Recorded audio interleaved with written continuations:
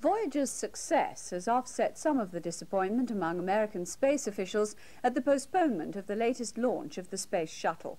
The Shuttle Challenger was due to go up on its 10th flight today, but bad weather near the launch site led the forecasters to recommend waiting until tomorrow. Challenger will carry a woman schoolteacher into space. She'll conduct 2 lessons from orbit. Among the 6 astronauts on the mission is a 37-year-old schoolteacher. If all goes to plan, blast-off will be less than 2 hours from now. During the 6-day flight, the crew will study Halley's Comet. They'll release a satellite to collect data on the comet and then retrieve it and bring it back to Earth. The mission is being nicknamed the Schoolhouse in Space. American teacher Krista McAuliffe, who was picked from 11,000 applicants, will be holding classes from the shuttle for children right across the United States. You disappointed? Oh, sure, but it's going to go tomorrow. Till tomorrow because the ground crew couldn't get the door shut properly. It was due to take off from Cape Canaveral early this morning, with the first teacher ever to go into space on board. The first real civilian like you and me ever en route to space. A historic moment for teaching, for a teacher she is, strapped in the nose of the shuttle. But the moment was eclipsed by a stripped screw. This handle for closing the crew's hatch has to come off before blast-off. The damaged screw defied brute strength. It defied a hastily produced modern cordless drill. The battery went flat. Electric power was introduced, but still there was no headway. The hardness of the head of the bolt is making it very difficult to drill into. So after 2 hours, they resorted to a hacksaw, and finally, with the offending item displayed, the most sophisticated piece of technology, the shuttle, had been freed from its bondage. But by now, the tossing trees beyond the launch pad displayed a new problem, crosswinds. So those first ever lessons from space, the teacher says she's going to be late. John Snow, ITN, Washington. To eject to safety.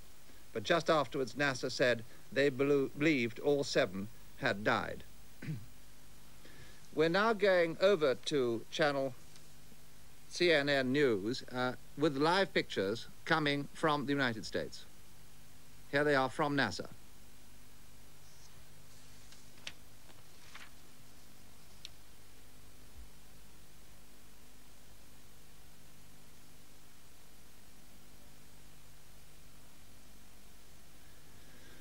This is, in fact, not NASA, but as you see from the White House and the briefing room in the White House. Larry speaks, giving a press conference. We hope to get the sound in a second. Later we will be able to get some, and that's the President's first priority is to find out what information that is available. We just don't have any more. No, we have not from the Oval Office. Will this affect in any way the plans for the State of the Union tonight? I don't believe so. I'm certain that the President will feel compelled to mention this, depending on the outcome of what we learn here in a few minutes. Will it affect the shuttle program, Larry? Well, that's hard to say, you know, here in 15 or 20 minutes after an incident of this type is concerned. I'm sure it will not affect the United States' determination to consider to continue the exploration of space and all the benefits we've received from it. While this is indeed tragic, it certainly will not deter the United States in its interest in space exploration. All the problems that the shuttle has had, will any substantial reevaluation be done of the program itself? Well, once again, you're very premature in asking a question concerning the future of the space program. The United States has met adversity many times before in the space program. It is one of the most effective and successful programs of that type that any country has ever undertaken. Larry, can you tell us anything specifically that the President said, any quotations, and did he make any mention of the fact that the teacher that he suggested, that the program of a teacher in space, that teacher was on board this flight? Well, I know that was on his mind. Quite frankly, the President stood there in almost stunned silence as he watched the television. You could certainly read the concern, the sorrow, the anxiety on his face as he watched, and the group watched around him. as I say, he was virtually watched in silence. Might anyone from the White House be leading some sort of investigating team, or will it just be up to NASA to investigate this? All this is very, very early, and there's just nothing we can say. Our immediate concern is the crew, and all of these other questions will just have to be deferred until much later. Was anything said about the fact that the teacher was on board this plane? Well, it was something that was on all of our minds, that we did have the first teacher in space, really the first civilian, so to speak, other than our members of Congress who have flown in space, and certainly that's on our mind. Are there any scientific aides who have been able to say that they could survive such an explosion? Just don't have that kind of information yet. You said that the Vice President, Admiral Poindexter, informed the President. How did the White House learn about it? I'm certain that we probably learned it from the news media, as we do many times when incidents like this occur unexpectedly. Might this influence the decision about whether other civilians will be allowed on the shuttle from now on, Larry? Once again, all of these questions, our immediate concern is for the fate of the crew, to find out exactly what has happened to those 7 people aboard. All of these other questions we'll just have to wait till later. Dave? Tell us anything about what the President's schedule, how the President's schedule is changing now? The President's schedule has not changed. He will keep on with what he had planned today and the State of the Union tonight. And once again, I think the only change in his schedule would be to simply be updated and try to seek the facts in this. Will the President be making any phone calls to the family, Larry? I just don't know. It customarily does, but we're going to wait till we find out what the facts are. Larry, he watched in silence, but were there no quotes that you could give us? Nothing. It was virtually in silence. Are you going to know what's being done now, Larry, in terms of searching for? No. All of that information we just do not have yet. Dale, you had one question and you want to go? Okay. Well, for those of us who've just joined us, the news is that the Space Shuttle Challenger has exploded in midair shortly after takeoff from Cape Canaveral. It's believed that all 7 crew on board are dead. Here is exactly how it happened. Four of the solid rockets were lit. T-minus 10, 9, 8, 7, 6. We have main engine start. 4, 3, 2, 1. And liftoff of the 25th Space Shuttle mission, and it has cleared the tower. Roger, roll, Challenger. Good roll program confirmed. Challenger now heading downrange. Tom, everything looks normal to this point? It's about 20 seconds. Everything looks normal to this point. It's when the long-range tracking cameras took over, and you could see an extreme close-up as the solid rocket boosters appeared to be breaking away from the shuttle and then explode. It comes up in just a few seconds here. Engines at 65%, 3 engines running normally, 3 good fuel cells, 3 good APUs. Velocity 2,257 feet per second. Altitude 4.3 nautical miles. Downrange distance 3 nautical miles. It occurred at 9 miles into the mission downrange. Engines throttling up. 3 engines now at 104%. Challenger, go at throttle up. Challenger, go at throttle up. There. You could see right before the explosion at the external tank where it attaches to the shuttle, a flame appeared to break out between the external tank and the shuttle. Tom, this has never happened before. I know you are aware that there are contingency plans for such an event. Because it's never happened before, I think possibly many people even involved are not aware of what they are. Do they have ships standing by? There are recovery ships standing by, and they do go through procedures for launch aborts. There is worst-case scenario. Well, that was the accident as it happened of the Space Shuttle Challenger exploding in midair. We're going over now to the White House and to a special briefing from the White House spokesman, Larry Speaks. Well, we were, but we're not going over quite yet. As I was saying, the Challenger, the space shuttle, exploded only a few seconds after takeoff. All crew, the 7 crew on board, are believed to have died. Shortly after the explosion, a parachute was seen coming down in the sky, but it's not known if anyone survived. And in fact, NASA said shortly afterwards that nobody had survived. Those are the latest pictures we're receiving now from the United States. We had and that is NASA, the control room. Off this morning at 11:38 Eastern Time.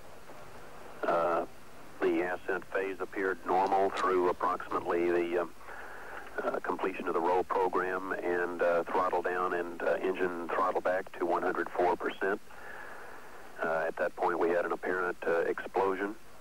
Subsequent to that, the tracking crews reported to the flight dynamics officer that the vehicle appeared to have exploded and that we had an impact in the water downrange at a location approximately 28.64 degrees north, 80.28 degrees west. At the time that data was lost with the vehicle, according to a poll by the flight director Jay Green of the positions here in Mission Control, there were no anomalous indications, no indications of problems with the engines or with the SRBs or with any of the other systems at that moment through the point at which we lost data. Again, this is preliminary information. It's all that we have at the moment, and we will keep you advised as other information becomes available.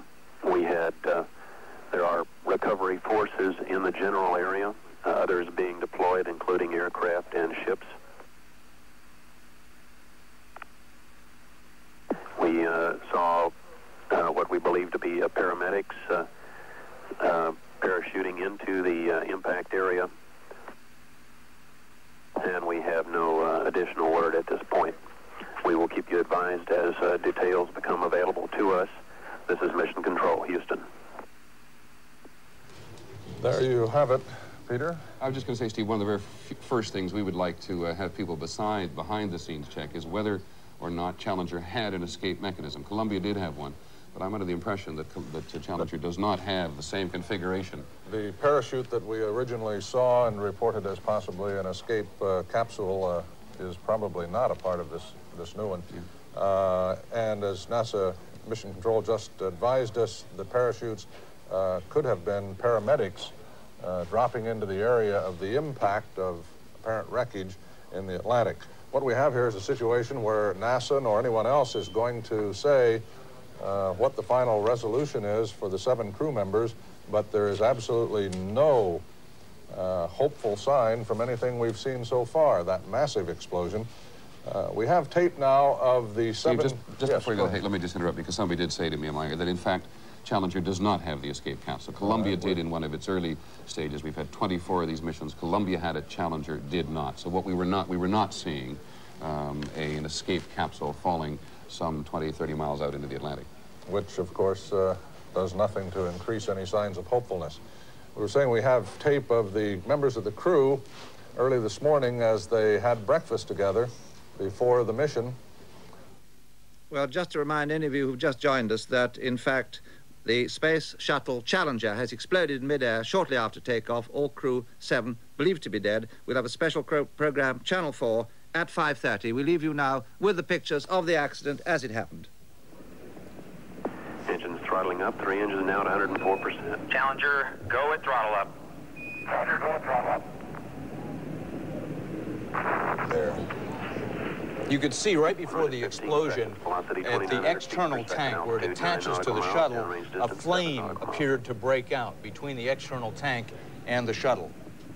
Tom, this has never happened before. I know you are aware that there are contingency plans for such an event.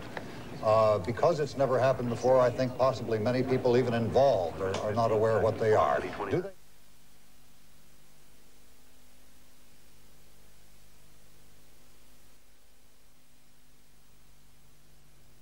Comes up in just a few seconds here. Engines at 65%, 3 engines running normally, 3 good fuel cells, 3 good APUs.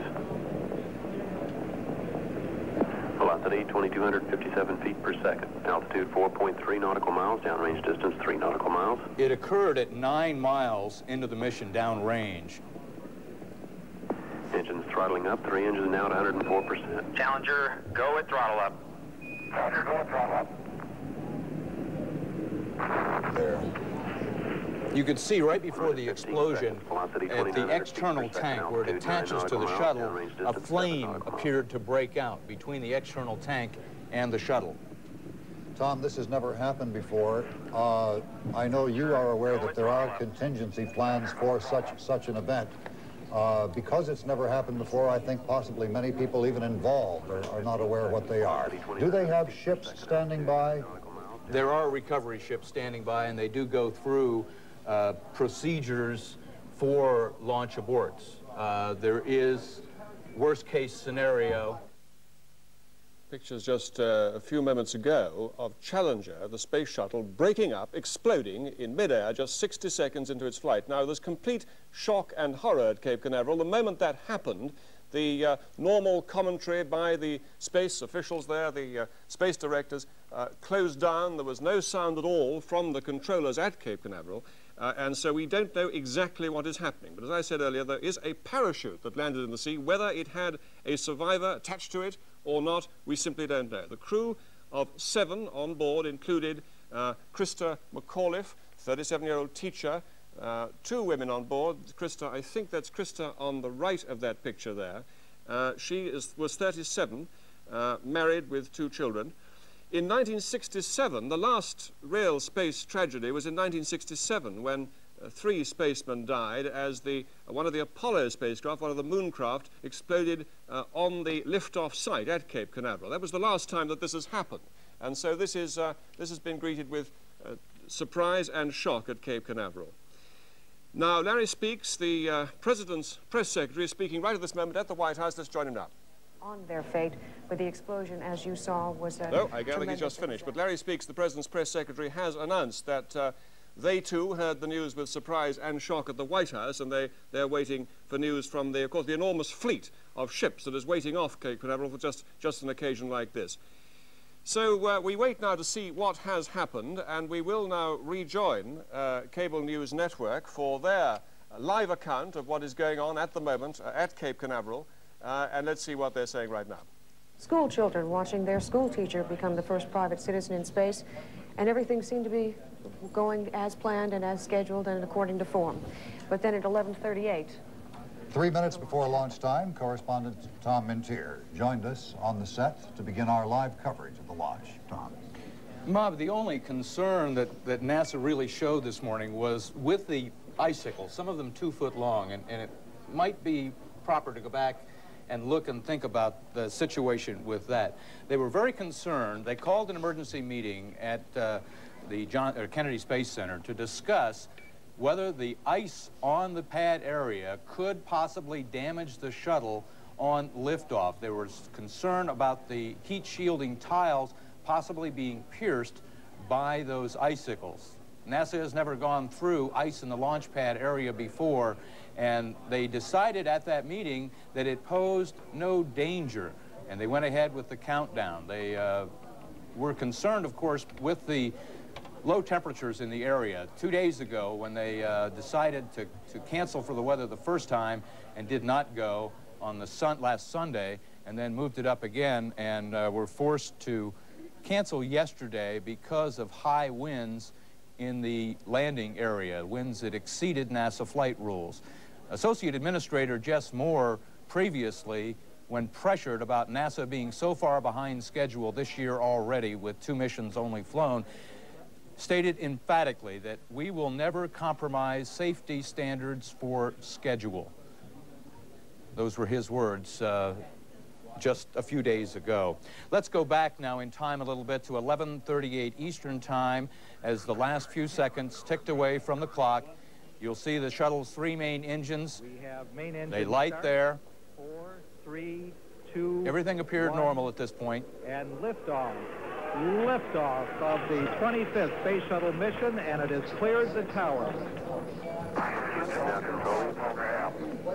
This was the first time that a shuttle had launched from the pad that had not been used for 10 years back in the Apollo program. The second pad would have allowed NASA to have their ambitious schedule of 15 missions this year. Engines beginning throttling down now at 94%. The roll procedure completed. For most of the flight, 104%. You see the 700-foot flames trailing the two white solid rocket boosters, and that brown tank is the external tank that contains the volatile fuel to fire those. Normally, 3 good fuel cells, 3 good APUs. Velocity 2,257 feet per second. Altitude 4.3 nautical miles. Downrange distance 3 nautical miles.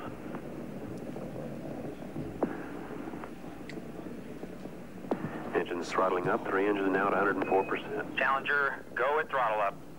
Challenger, go at throttle up.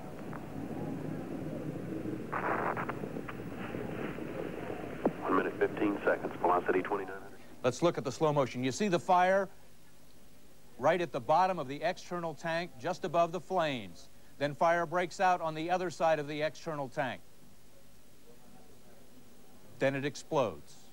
It appears that the center of the external tank was the start of the explosion as it blew apart and turned into a huge fireball about 9 miles downrange from the Kennedy Space Center.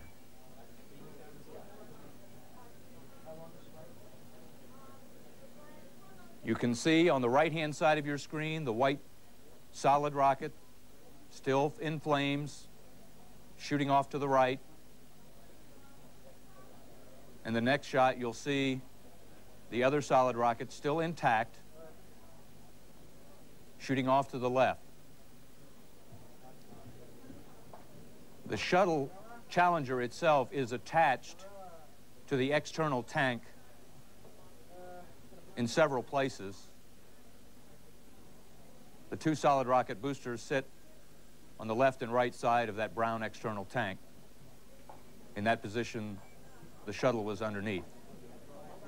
11:38 this morning, it now appears that there are no survivors from Space Shuttle Challenger, the 25th mission, and the only fatalities since 1967, when 3 astronauts were killed in a fire at the Kennedy Space Center. That's the cable news network, which is covering news all the time live in America. And we joined them just there for a moment to see, again, the pictures of what happened just 25 minutes ago. If you have just joined us, the American Space Shuttle Challenger exploded 60 seconds into its flight.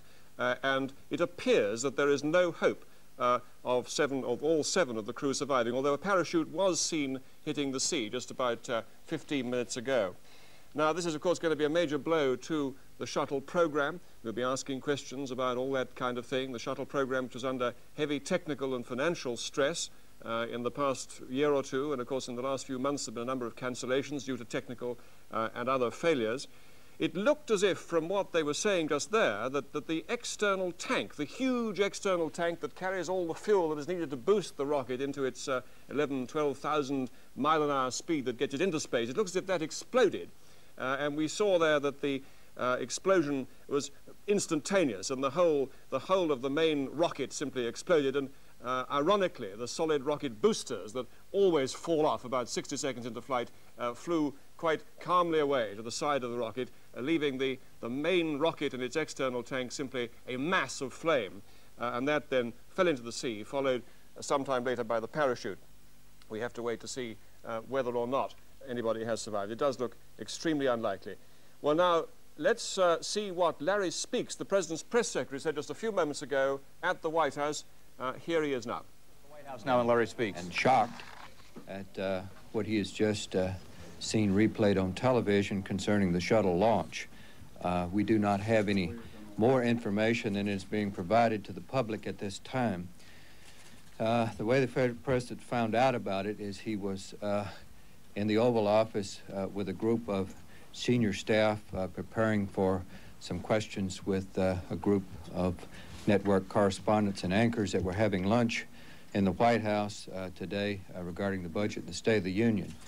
The Vice President and the Foreign Policy Advisor, John Poindexter, came in with others and informed the President that the news had just broken We immediately adjourned our Oval Office meeting and went into an adjoining room, the President's study, where there's a television, and the President then began to review television reports of the explosion there shortly after the launch. So once again, the President is concerned, he is saddened, he is very anxious to have more information on it. At the moment, as I say, we're learning most of our information from what the public is getting. Larry Speaks, the President's press secretary, announcing just a few moments ago from the White House that the President had heard about it, the President was studying it, and that he's now with his top aides and concerning himself entirely with the problem of the rescue and so on.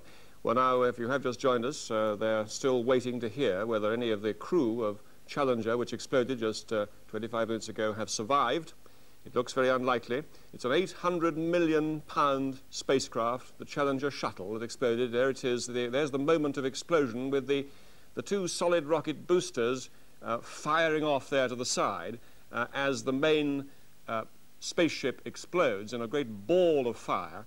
It looks as if what happened was that the external tank, the tank that carries the fuel, exploded, and that seems to have caused the trouble. One possible explanation mentioned a little earlier, everybody of course is guessing and speculating at this moment. There's the control center at Houston controlling the, I think actually it's Cape Canaveral. That is the scene at Cape Canaveral right now, sitting very calmly. It looks almost as if they're sitting calmly at their control consoles, but of course they're busily looking at the figures, checking out all the various chances of one or two of the crew surviving. We did see a parachute coming down.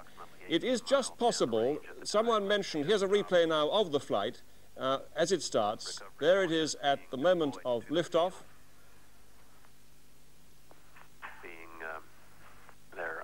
We're unable shortly to enter the specific area because of a continuing falling debris, and at about this time we're being admitted to the impact area. Contingency procedures are in effect, and following those procedures, all of the data available in mission control from the flight at the point or up to the point of the incident, data is being secured and will be carefully evaluated. We have no additional information at this time, and we'll keep you advised as other details become available. This is Mission Control, Houston.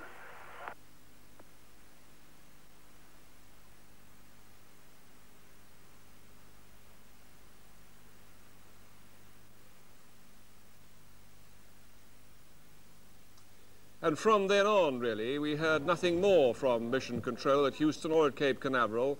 They simply closed down their communication circuits in order that they could get on with the business of coordinating the rescue of this thing. It is a tragic shock, this. We were watching it here at the BBC. We were watching, as we've watched space shuttle takeoffs now for some years, and we were almost saying, well, that's another flight going off there. And suddenly we saw what happened in this extraordinary great fireball, and we realized that there'd been the first real tragedy in American space flight for about 18 years, since 1967, when 3 spacemen died on the pad in Cape Canaveral, when the Apollo mooncraft blew up actually on the pad. This time, of course, it was 60 seconds into flight that it blew up. The Space Shuttle Challenger has exploded and disintegrated shortly after takeoff.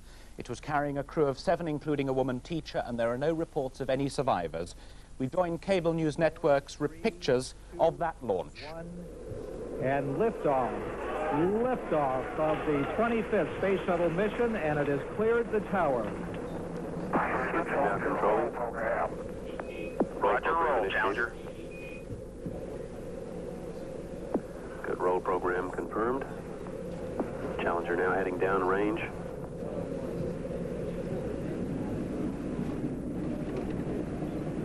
Liftoff this morning at 11:38 after a couple of delays for several hours. 4%.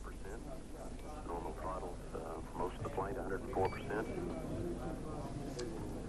The family of Krista McAuliffe, the first civilian and the first school teacher ever to be launched into space aboard a shuttlecraft at the Space Center, watching today's liftoff.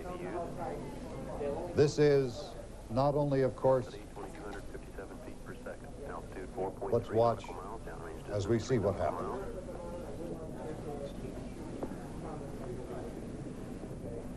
Engines throttling up. 3 engines now at 104%. Challenger, go with throttle up. Challenger, go with throttle up. Close lights. 1 minute 15 seconds. Velocity 2,900 feet per second. Altitude 9 nautical miles. Downrange distance 7 nautical miles. Well, as you saw, it had been a perfect takeoff in brilliant sunlight shortly before noon Florida time. The space vehicle had successfully completed its standard roll shortly after takeoff, but moments later there was that flash of fire from the shuttle's main fuel tank, an explosion, and the entire vehicle, as you've just seen, disintegrated. As the debris fell to the ocean about 9 miles downrange from Cape Canaveral launch site, US military aircraft and naval ships headed for the site for the seemingly hopeless task now of looking for survivors. They're looking too for any debris that may give a clue as to what went wrong.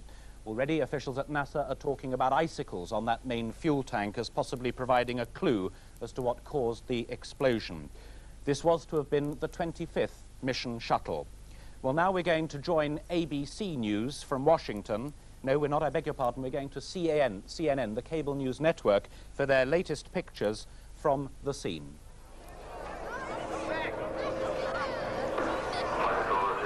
These, in fact, are pictures that were recorded earlier. I beg your pardon, I thought we were taking a live feed. These were the crowds traditionally watching the takeoff. Always a most spectacular sight. A huge fireball and a huge cloud of smoke. The cable news network covering the entire event live for American television. We were monitoring that in London. You see concern. On board, let me remind you, there were 7 members of the crew, including the first civilian in space, a woman teacher. And then the realization sets in.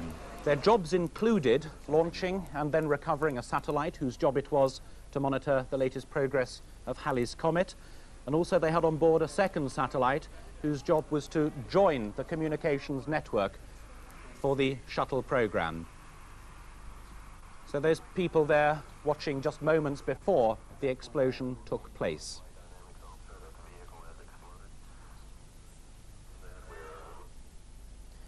Those pictures recorded earlier by the cable news network. Well, the President, Ronald Reagan, was in the middle of a meeting when the news broke, and his spokesman, Larry Speaks, went straight to waiting journalists to give them a briefing. We do not have any more information than is being provided to the public at this time. The way the President found out about it is he was in the Oval Office with a group of senior staff preparing for some questions with a group of network correspondents and anchors that were having lunch in the White House today regarding the budget and the State of the Union. The Vice President and the Foreign Policy Advisor, John Poindexter, came in with others and informed the President that the news had just broken.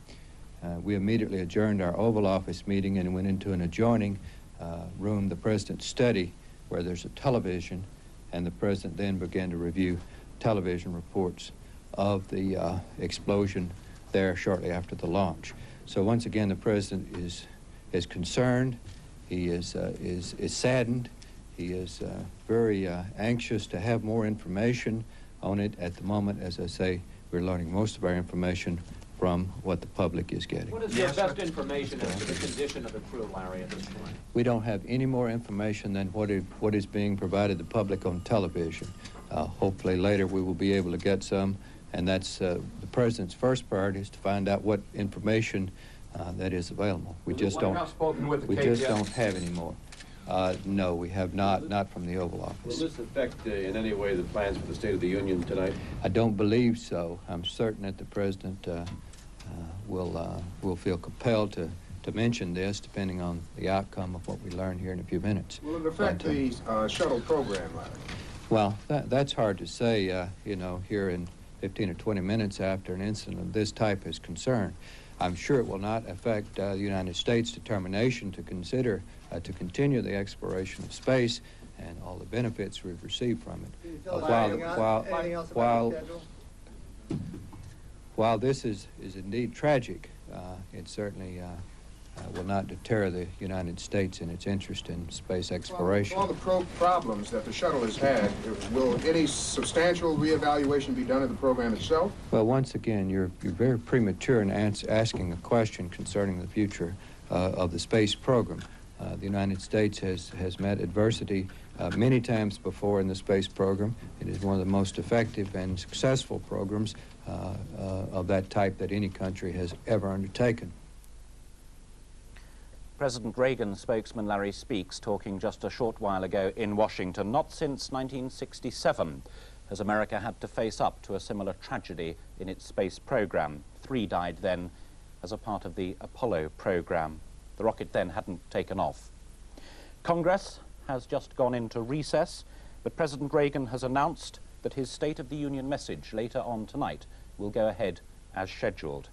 I'm joined now by Heather Cooper, who is the president of the British Astronomical Association and who was in ITN this afternoon and had the unfortunate experience of being able to watch those pictures as they came in. Heather, as an initial reaction, what do you think went wrong? It's difficult to say, Alistair. I've looked at the pictures and I've seen the slowed down version as well. It looks to me initially as if something went wrong with the shuttle itself. If you look at the pictures in slow motion, it looks as if the right-hand engine of the shuttle itself exploded. You could see a tongue of flame coming out of it. That is right over the liquid oxygen fuel tank, which feeds the liquid oxygen from that enormous tank, the big brown tank that you see lifting off the shuttle, into the shuttle itself. So an explosion would have ignited the liquid oxygen, and that would have led to an immediate explosion of the whole assembly. And I think, as you saw, the whole of Challenger was just engulfed by flame.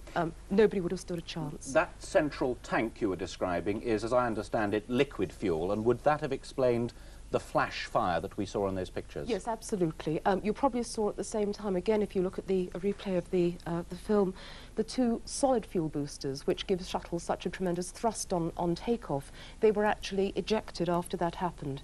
The interesting point about it is that the explosion occurred at no specific state during the shuttle countdown. It wasn't when they should have ejected the solid fuel boosters. It happened 1 minute, 15 seconds into launch. And it's not clear what happened, except there does seem to have been a fault in the shuttle's own motors, its own engines.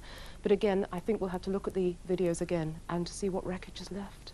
The initial reaction from the NASA officials monitoring the takeoff and obviously the explosion itself, we're talking earlier about the phenomenally low temperatures, even for Florida, and the possibility of icicles having been spotted on that main fuel tank, and yet they went ahead with the launch. Does that mean that they were hoping all was well, or that they had checked it out and that all was indeed well? What do you think?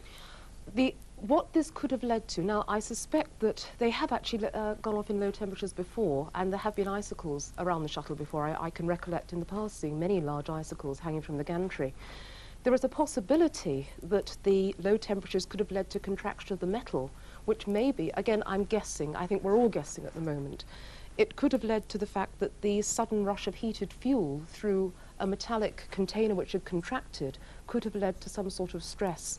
That could have led to a sudden rip in the engine. Again, we don't know. But as you know, the launch had been aborted twice because of various situations, and I think they were wise to go for this particular launch. The wind was getting up. It seemed that there was nothing wrong with the launch facilities, and I think they are wise to go. They have had low temperatures in the past. I'm sure this wasn't the cause. You've been out there and you've witnessed launches. What are the pressures that are on the people who have to take those frontline decisions? Their pressures are absolutely enormous, but of course the Americans are very used to them by now. This would have been the 25th shuttle launch, and they have checked this beast over. It's a very, very efficient way of launching people into space as far as we know. There have been no disasters, although ironically you mentioned earlier that in 1967 we lost 3 of the Apollo astronauts in the first Apollo 1 disaster, which was a fire on the launch pad. And I'm afraid I've noticed, in fact, it's almost exactly 9 years to this day when that disaster occurred. Okay, Heather Cooper, for the time being, thank you very much indeed. For those viewers who have just joined us, let me tell you the reason we're on air at the moment, live and going continuously, is because we bring you the very sad news that the Space Shuttle Challenger exploded on takeoff about an hour ago. There were 7 people on board, including the first civilian, a woman teacher. And I've just been told that the explosion occurred at about the time Challenger was to enter a period of maximum aerodynamic pressure. So if there were any faults with the body of the ship itself or its fuel tanks, that is the very moment they would have been exposed. Now, our Washington correspondent, John Snow, has been monitoring events there and brings us the very latest information from the United States. Here's John. Unprecedentedly cold weather overnight in normally warm Florida had left vital parts of the shuttle bay covered in ice. All morning, we could see on our television monitors employees of NASA, the Space Research Area, trying to clear the ice, and nobody, when the astronauts sat down to breakfast, the teacher there on the left, the main crew on the right, thought that anything with this shuttle mission was at all wrong. They clambered into their crew quarters just as they had yesterday when they'd attempted to take off, but it had been stalled by a problem with the hatch door. Everything looked extremely normal, and those of us that have monitored these flights saw this one as simply number 25 as the countdown went ahead. 1, and liftoff. Liftoff of the 25th Space Shuttle mission. And as it always has done, absolutely perfect. Fire belching from the rear of the launch vehicle as it steamed up into the air, turned exactly on cue. All the instructions from the ground all seemed perfectly normal.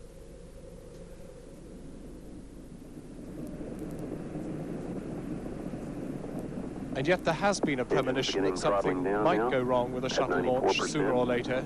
Normal throttles for most of the flight. This didn't seem to be it, though. We'll throttle down to 65% shortly. The next instruction may have proved critical. It was the moment engines at 65%. The instruction came to go running to normally. the 3 full good fuel throttle. cells, 3 good APUs.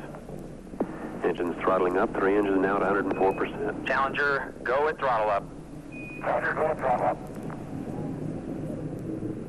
This, though we didn't know it, was the moment of disaster, a shattering explosion. Yet everything seemed to go on as normal. Range distance 7 nautical miles. And then there was silence from mission control. Nothing. No explanation.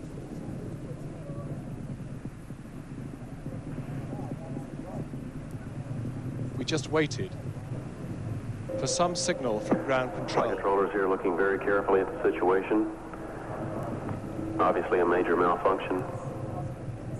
We thought that might be a signal of hope. It wasn't. It was a paramedic making for the crash area, but no sign of survival.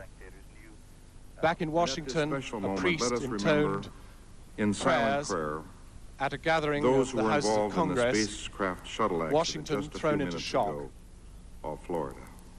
Let us pray. They stood in silence as at the White House, the press was summoned launch. to hear So once what again, the the president had president said of it. is concerned. He is saddened. He is very anxious to have more information on it. At the moment, as I say, we're learning most of our information from what the public is getting. What is your best information as to the condition of the crew, Larry, at this point? We don't have any more information than what is being provided to the public on television. Throttling up, 3 engines now at 104%. And we're still awaiting more information from NASA as to what really went wrong. Was it something to do with the frozen conditions? No one knows yet. But these pictures will stand as a memorial not only to those who died, but to the dangers of space exploration. This is John Snow for ITN in Washington. Well, as we heard a moment ago, reports have come out from Cape Canaveral that at the moment of explosion, the body shell of the fuel tank was under its maximum atmospheric pressure. That means that if there were any structural faults in it, any cracks that had developed because of the phenomenal change in temperature between the freezing conditions that were there before takeoff and the enormous temperatures that occur on takeoff once those huge engines are going, that's the very moment that it could have occurred. Heather Cooper, who is still with us, president of the British Astronomical Association, does that at least make mechanical sense as a plausible theory? Yes, it does make complete sense as a plausible theory. As I said before, there have been low temperature conditions at Florida. It does have these rather bad winters. But the shuttle has been tested over and over again. As you know, in the early stages, it was the problem of the thermal tiles. When they kept falling off, they're worried about re-entry. Can I just interrupt you there, Heather? Sorry, we have now got a live feed from Mission Control, and we're going over there now. Teams delayed in getting into the area because of debris continuing to fall. from very high altitudes for as long, almost as an hour after ascent. Those teams in place now in the search area.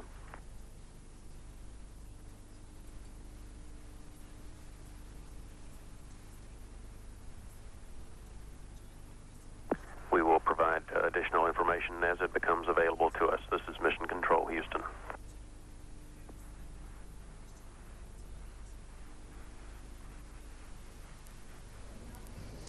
We'd like to conclude our coverage of the 7 people, recalling who the 7 people aboard this morning's mission were and what their assignments were. Michael Smith, commander in the Navy, had the role of pilot on this Challenger launch. He was born in 1945 in Beaufort, North Carolina. He became a NASA astronaut in 1980. He graduated from the U.S. Naval Academy. He got an MS degree in aeronautical engineering from the Naval Postgraduate School. Smith flew A-6 intruders and also completed a Vietnam cruise assignment while assigned to attack squadron aboard the USS Kitty Hawk aircraft carrier.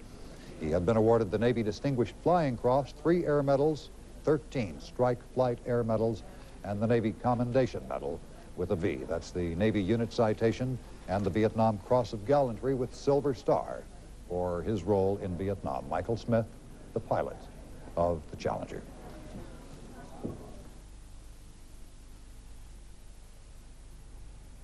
Cable news networks live tribute there to the commander of the Space Shuttle Challenger, which, if you're just joining us live, let me remind you, just over an hour ago, exploded on takeoff. There are no reports of any survivors among the 7 crew. The 6 professional astronauts, led there by Michael Smith, who is 40 years old, and, of course, the teacher that we've talked about, Christina McAuliffe. The incident itself occurred about 1 minute and 40 seconds after takeoff. There aren't, at the moment, any firm evidence, no firm evidence as to what caused it. The theories that are emerging at the moment from NASA sources, let me hasten to add, not from what we're merely surmising, is that the low temperatures that were experienced in Florida, and indeed had delayed the takeoff on 2 previous occasions with strong crosswinds as well, may have caused a fundamental change in temperature of the major fuel tank. That appeared to rupture, as I say, about 2 minutes after takeoff. There was a flash of flame that then ignited the entire recovery vehicle. We heard just a few moments ago, live from the Space Center, that recovery vehicles had been sent to the site. The quote was, "We're checking with recovery vehicles to see what can be done at this point. Contingency procedures are in effect. The vehicle has exploded, and we're awaiting word from any recovery forces downrange." Those forces include, of course, military aircraft that will be scouring the entire region, helicopters taking a closer look to see if there's any debris there that may give clues as to what went wrong, and of course naval vehicles to try and pick up the debris as well. But at the moment there are no reports from the United States as to any pieces of debris that may give clues, and certainly at the moment no indications at all of survivors. Let me just remind you that President Reagan was in a meeting when he was given the information. He's scheduled tonight to give the State of the Union address, normally a very upbeat occasion for a President of the United States. He'll want to try and reassure people over the budget deficit, but today is not a day to be doing that. He'll be trying to reassure them in the face of what must be seen across the other side of the Atlantic as being a national disaster. We now have a profile of one of the crew members that has been compiled by American television. This is a tribute to one of the crew members, and it comes to us from the U.S. There were 7 people aboard the space shuttle when the disaster struck shortly after launch this morning at Kennedy Space Center. The spacecraft commander was Francis R. Dick Scobie. He was born May 19th, 1939. He was in the Air Force. He fought in Vietnam. He'd logged about 6,500 hours in 45 different kinds of aircraft. Scobie was pilot of the STS-51C Challenger mission in 1984. That was the mission which retrieved and repaired aboard the shuttle the ailing Solar Maximum Mission satellite.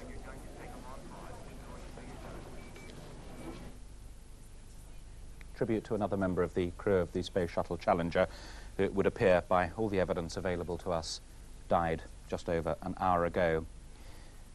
We're going to show you those pictures again that were shown live on American television and recorded here at ITN, and I'm going to ask Heather Cooper if she can talk us through what she thinks occurred. It seems to me as if after about a minute and a half into launch today, I'm just going from what I can see, it looked as if the right-hand engine of the shuttle, which was actually powering up at the time for maximum thrust, exploded. Now, the right-hand engine of the shuttle is right over the feed of liquid oxygen from that enormous fuel tank, and I think that just would have ignited the whole thing, and the whole thing blew up. Heather Cooper, looking at those pictures, being coldly realistic, is there any chance at all of survivors? No, this is the one, if it's a design fault on the shuttle, this is it. The first shuttles to go up actually did have ejector seats because then you had 2 pilots and no crew. Of course, the whole glory of the shuttle is you can take many people into space all at once to do various experiments, but of course it's impossible to have ejector seats for all of them.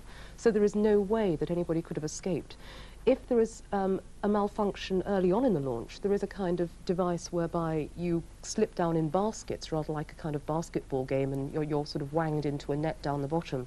But that's if there are no explosions on board, and it's an immediate release. But in this stage, and at that stage of the explosion, there would be no chance of survival at all.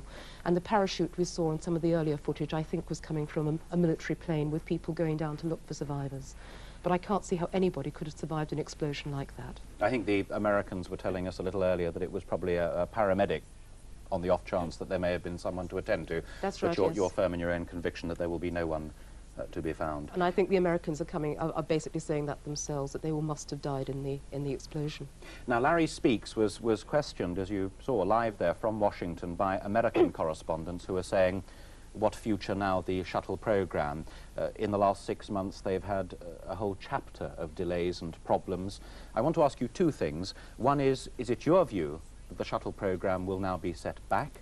And secondly, is it your view that there is undue pressure on the shuttle program because of the competition from the European Ariane project?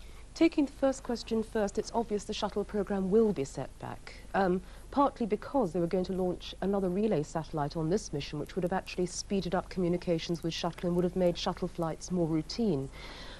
As I said earlier on, it is almost 9 years to the day since Grissom, Chaffee and White died in the Apollo 1 disaster. Because there was pressure on the Americans then to compete with the Russians and get the first man to the moon, they rallied around very, very quickly, and within a year and a half of that disaster, they'd actually got men going behind the moon and back again, which was a phenomenal recovery. While at the moment there is not pressure, I think, to have men going into space to actually show their power, I don't think they're going to rush things. I think they'd be very, very silly to actually rush things. And what about the competition from the Europeans? There is and there isn't competition from Ariane, in a way, because the shuttle and Ariane have 2 completely separate roles to play. One is that Ariane launches satellites to a very, very high geostationary orbit. That's to say about 23,000 miles above the Earth's surface, where the satellites rotate around the Earth at the same speed at which the Earth rotates underneath, so they appear to hover above one spot on the Earth's surface. And you can use those satellites for telecommunications and, well, generally that kind of thing. The shuttle can launch space probes into much smaller orbits, and then, if necessary, they can then reboost themselves to go off into missions into deeper space. And I'm thinking in particular that the shuttle later on this year was due to have launched 2 probes in May, one of which was going to go off and visit the planet Jupiter and send probes into its atmosphere. All these missions are obviously going to be held up now. In short, to seek if it's possible to put a positive tone on these tragic events, the men and women who are involved in these programs will press on. Their mission will continue. Absolutely. This will make them even more determined, I think, for the memory of those who've gone in this disaster. Heather Cooper, thank you very much indeed. We're live reporting on the tragic news that the Space Shuttle Challenger, the 25th mission in that program, took off about an hour and a quarter ago, and within 2 minutes of takeoff, exploded and was destroyed. The entire vehicle and its engines disintegrated. There were 7 people on board, 6 of them professional astronauts, and 1 a woman teacher, the first civilian in space. Fuller details in Channel 4 News at 7 and on ITN's News at 10. Good evening.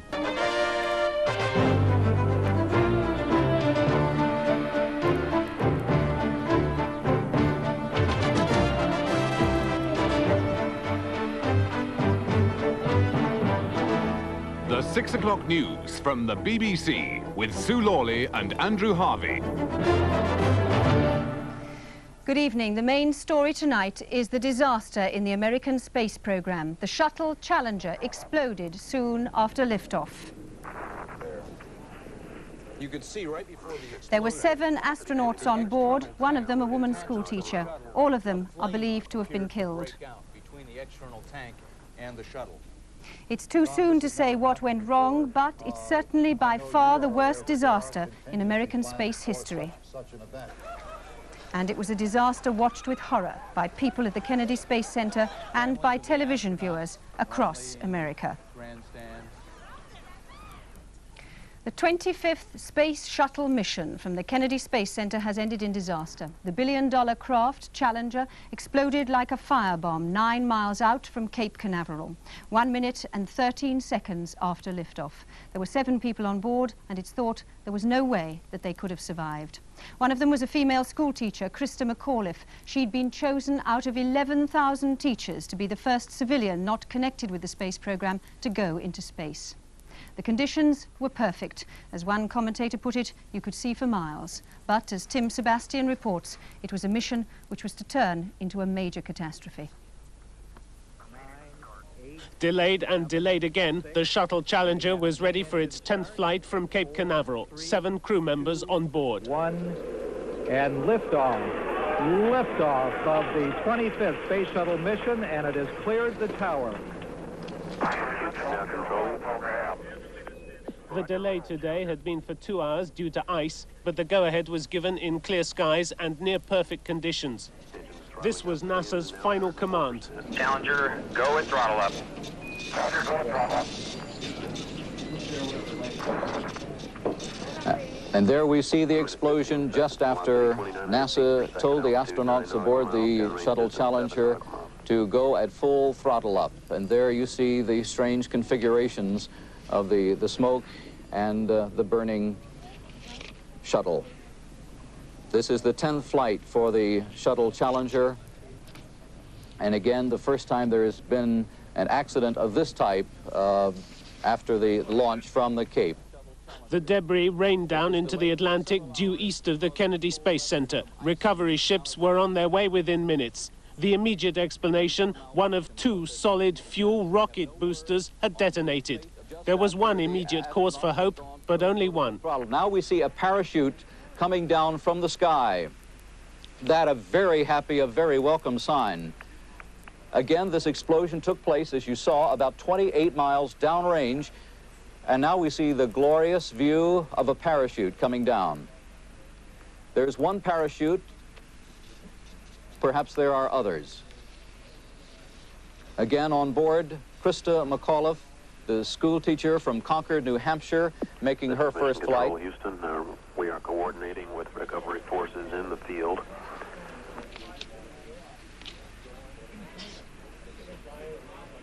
Range safety equipment,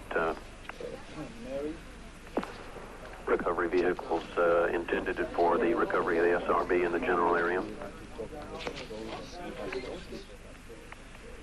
Those parachutes believed to be paramedics going into that area.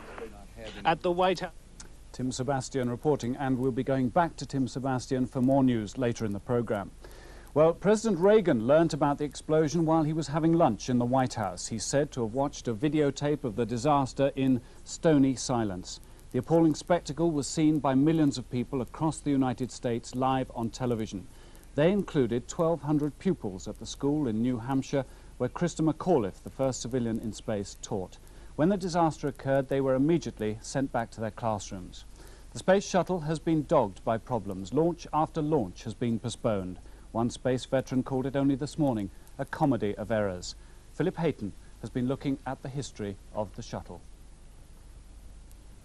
The first shuttle was launched nearly 5 years ago. It was put into orbit by rockets and landed back on Earth on a runway like an aircraft. The shuttle could be used up to 100 times. It was hailed as a triumph for America's space know-how. As President Nixon put it, the shuttle would transform the space frontier of the 1970s into familiar territory. Despite its success, though, some experts reckoned it wasn't necessary to put men into space. The critics said it could all be done by machines. This was the 25th shuttle mission, and from the beginning it was plagued by problems. First, there were storms in the area delaying the launch. Then there were technical problems which further hindered the launch. The door wouldn't shut properly. Then, by the time they'd fixed the door, strong winds forced another delay. The bad weather meant the astronauts had to abort another takeoff. Among the 7 astronauts on today's mission was the first American citizen who did not come from the armed forces. She was Krista McAuliffe, a 37-year-old schoolteacher from New Hampshire. She'd been chosen from thousands of ordinary people who wanted to venture into space. Hundreds of students from the school where she taught watched today's disastrous mission. She was killed in America's first fatal mission in space. Well, James Wilkinson, is it at all possible at this early stage to say what went wrong? No, I think obviously it's not certain what went wrong. If you look at the pictures, you can see that there was a hint of a fire before the massive explosion. But of course there will be a major inquiry, and then we will find out what actually happened. Now we're actually watching the slow motion of the spacecraft as it took off. Yes, you can and see went just out across Cape Canaveral. the lick of flame along the back of the external tank there. That's what houses the liquid hydrogen at the bottom half of the external tank. The liquid oxygen is at the top half. Certainly the flames crept up the back of the shuttle for a while of the external tank, and then it seemed to explode just catastrophically. I mean, there's absolutely no way in which anybody could have survived that. So that parachute we saw, which comes shortly after all of this, cannot have been possibly a survivor? Oh, no, no, that was a paramedic who was being parachuted in from a C-130 aircraft that had gone to see if there was any rescue work to be done. How much fuel would have been on board there, James? Well, they have 1.5 million pounds of fuel, liquid hydrogen and liquid oxygen. It's really a firebomb, in fact, because it has an enormous amount of power, obviously, to get the shuttle out of Earth orbit. The fuel at that stage, when it was exploding, was being pumped along 17-inch thick pipes at a colossal rate into the combustion chamber, where it was burning at some 3,500 degrees centigrade. So the heat and the fuel is absolutely colossal inside there. And as I understand it, the point at which it exploded was a point of maximum stress as it went through. Yes, at that particular time, maximum dynamic pressure. The shuttle is at its most vulnerable, if you like. But clearly there was obviously some sort of leakage or some burn through, and of course once that sort of thing starts, it's a train of errors and nothing can stop it. Is it apparent to you, watching those pictures and listening to what Mission Control is saying, that they had any idea that some disaster was creeping up on them? I would have imagined that the astronauts and Mission Control would have had a few seconds of indication that something was going to happen, because you saw yourself the flame creeping up the outside of the external tank. In fact, there was a silence from Mission Control after the accident. I'm sure they were just too shell-shocked to say anything.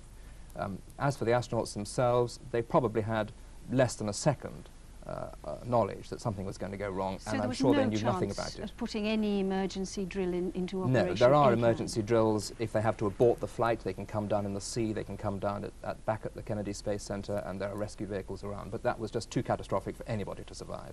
It almost seems tasteless to speculate at this stage, James, but what does this mean for the shuttle program? Well, it means it means a complete disaster for the shuttle program. It's been dogged with trouble, as we've heard. I would imagine everything won't be put on ice now. It means that Britain's own astronaut, Nigel Wood, won't be going up into space in the summer. It could mean the postponement of the shuttle program for many, many months until they find out exactly what went wrong. And it'll be a brave astronaut who will go up again. James Wilkinson, thank you very much for explaining that. And we will, of course, bring you any further news on the shuttle disaster during the course of the programme. And I should tell you that there will be a special programme on the mission that went wrong on BBC Two at 6:50. That's a news night special with all the up-to-date news on this terrible tragedy at Cape Kennedy. A news night special. There. You could see.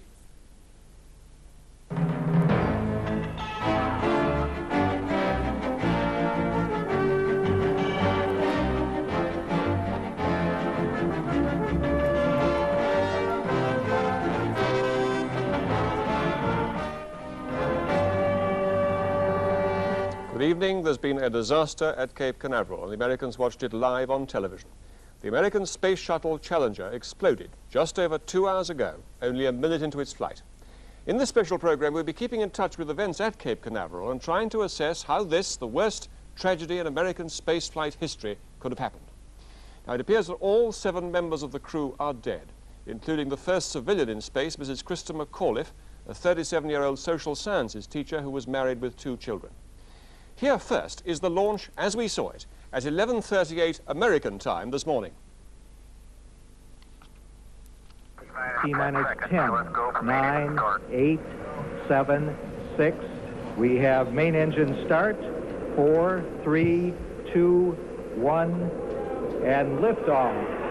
Liftoff of the 25th Space Shuttle mission, and it has cleared the tower. Roger, roll, Challenger.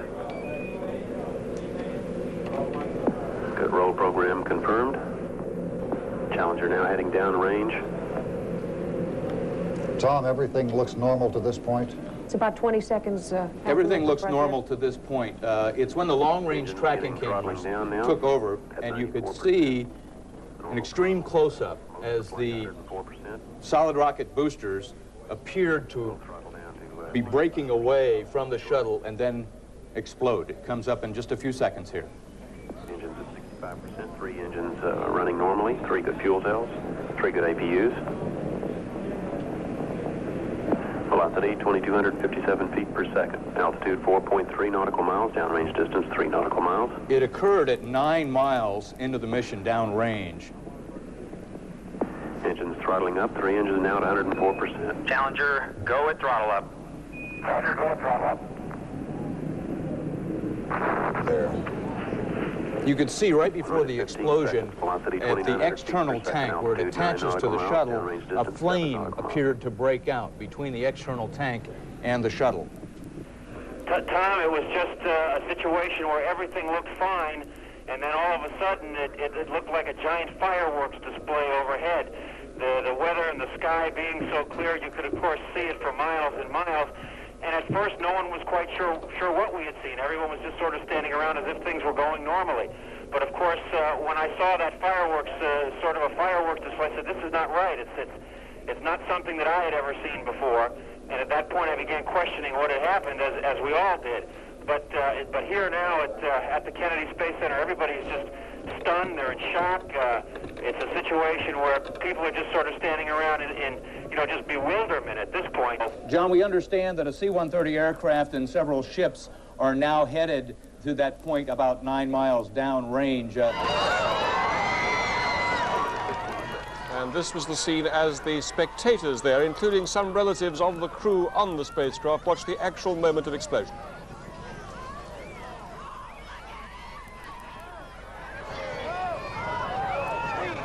The picture you were just seeing was Christy McAuliffe's parents watching in horror. These are the students from her school.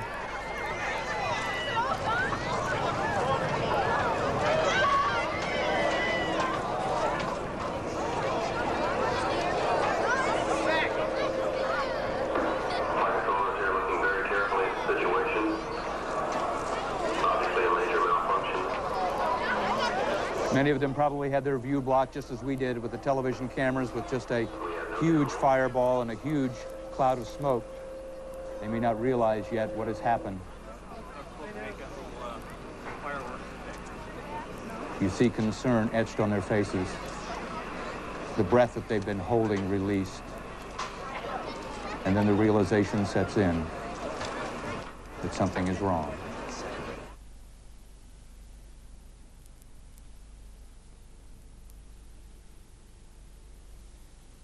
And within minutes, this reaction from the White House.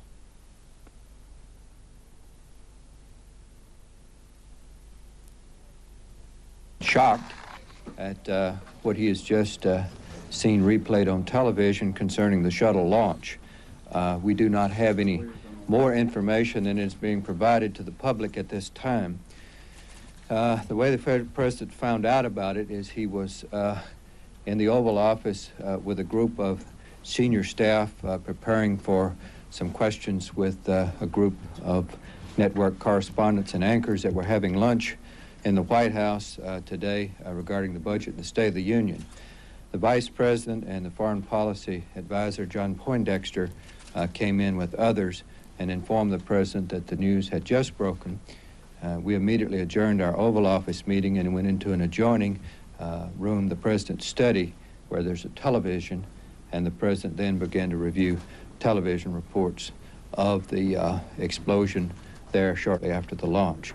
So once again, the President is concerned, he is saddened, he is very anxious to have more information on it. At the moment, as I say, we're learning most of our information from what the public is getting. What is your best Well, then, the President has said that the space program, including the shuttle program, will continue. Well, now, this is the 25th shuttle flight, and I understand that Larry Speakes, the President's press advisor, is now speaking again on Cable News Network. Here he is. What the situation in there are exhausted. Does the President believe... Right. Right. Larry, is the President also going to cancel his State of the Union activities for the balance of the weekend? What time is the other remarks tonight? The President will, will, for the balance of the week, continue on his previously announced schedule, with the exception of those activities which were designed as a follow-up to the State of the Union. They will be rescheduled for next week. The time of the address to the nation has not been determined, pending definite word from NASA about the situation. HHS, Treasury, and the high school he is not going to visit now. That's right. Larry, Larry, can you Let's tell go us, one at a time. does the President have any plans to travel or attend any memorial service for the... Well, at the moment, the NASA is still conducting its search mission there, and of course there's been no memorial service set. The Vice President does go with the personal expression on the part of the President of his concern to those families there, and no travel plans are set as yet. Larry, two questions. First of all, I know you haven't had any official word, but is the White House operating on the basis that all of the people on the shuttle are dead? Well, Chris, like every American, we hope, and until we find out otherwise, that hope will continue. And secondly, to follow up on an earlier question, we were told by the President a few moments ago that he intended to go ahead with the State of the Union. In fact, said while it would cast a pall, the business of governing the nation must go on. What changed his mind in really a very short period of time? Well, as I indicated to your colleague over here just a moment ago, is that the President, like all Americans, watched this on television, and he felt very keenly the emotion that must be felt by the families of those down there and that had to watch this event in person, and very keenly what the American people must be feeling. He consulted with the congressional leadership, and the consensus opinion of the executive and the legislative branch was that it was appropriate to postpone. Larry, so, can you tell us what information the President is getting other than... Well, that was Larry Speakes from Washington in the White House speaking there. He says that President Reagan, incidentally, has cancelled his State of the Union speech, which he was to give tonight, and the Vice President George Bush, is on his way now to Cape Canaveral. Unclear there from Larry Speakes, and indeed unclear still from Cape Canaveral, whether or not any of the astronauts have survived, but it must be very doubtful that they have survived that instantaneous and horrific explosion of the spacecraft just 60 seconds into its flight. It is the worst disaster in American space history for 19 years since 3 astronauts in the Apollo mooncraft were killed when the Apollo exploded on the launch pad at Cape Canaveral back in 1967. Now let's have a look at exactly what happened in today's first 60 seconds of flight when Challenger left the pad, just again in slow motion.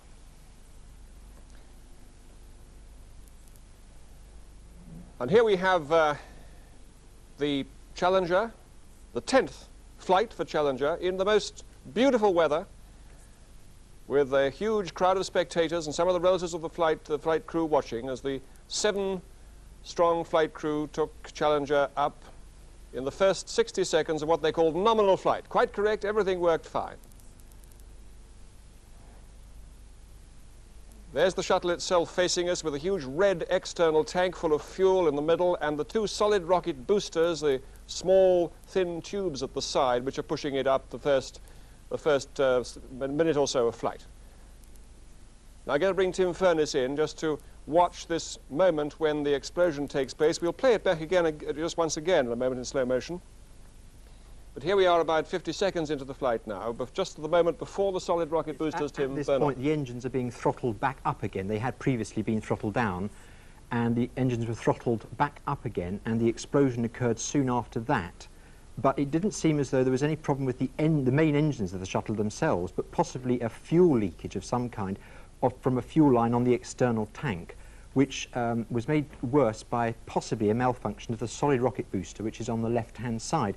It didn't seem as though it was firing correctly to start with. Now we're in slow motion, Tim, if you can just take us through it. The solid rocket booster on the left-hand side doesn't look as though it's firing very cleanly, and it could be that there was a malfunction in that which perhaps ruptured the external tank, or there was a leakage of fuel around the external tank which was ignited by the solid rocket booster.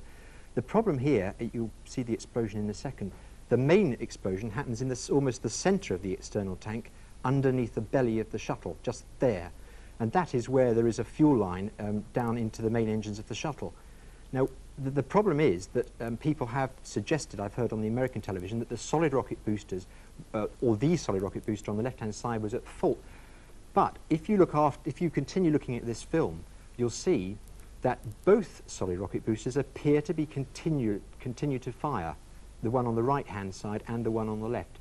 The one on the right-hand side you should see in a minute firing away, and a little bit later on there's a there it is now, coming out on the right-hand side. And that seems to be perfectly all right. The one on the left, which people say might have malfunctioned, seemed to me to be firing all right afterwards. And they seem to be going off at different angles and firing perfectly all right. So it could be a partial solid rocket booster fault which ruptured the fuel tank, or perhaps a rupture in the fuel line down into the main engines. But I don't think there was a problem with the main engines themselves. Now, Tim, is there any way anybody could have survived that horrific fireball there? Well, that tank is just one great big pack of dynamite, and there is just no way anybody could survive that. It just would have broken up the whole vehicle. Tim Furness, incidentally, is a spaceflight journalist. I'm also joined by David Wilson, who was the BBC's science correspondent till very recently, and also by Dr. John Padday, who is a British scientist with Kodak, who is hoping to go up in the shuttle sometime this year. John, just briefly, would you just tell us why you're hoping to go up in the shuttle and whether you're still keen to do it? Well, an obvious question. First of all, I'm not planning or hoping to fly this year. The state of the art is that Kodak exploring the possibilities of building on some of the fluid physics work that I've already completed in space, and also some of the work that I have been doing with the astronauts in the parabolic flying. This is short duration. Now, what Eastman Kodak are doing is to explore the possibilities of a joint endeavour agreement for flying myself in the shuttle. That is in early stages. There's no flight allocated, there's no joint endeavour agreement at the moment. John, I think you're 58, are you? I'm 58. Will you be one of the oldest astronauts in the business, or will you... Well, at the moment, I'm not an astronaut.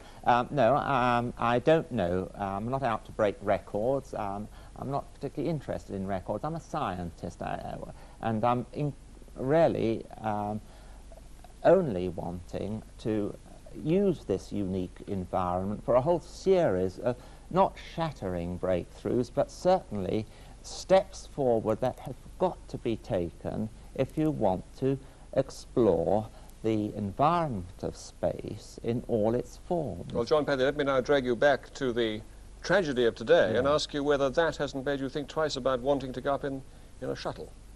It's not a question. I don't know what has happened today. There are many things that could have happened. Was it, in fact... well, we'll examine that in a moment in great detail. I'd like you to begin to have another look at that picture. But what about your own thoughts about the shuttle? All the astronauts will be thinking, how about me? I haven't had time to think. It obviously needs to be thought about.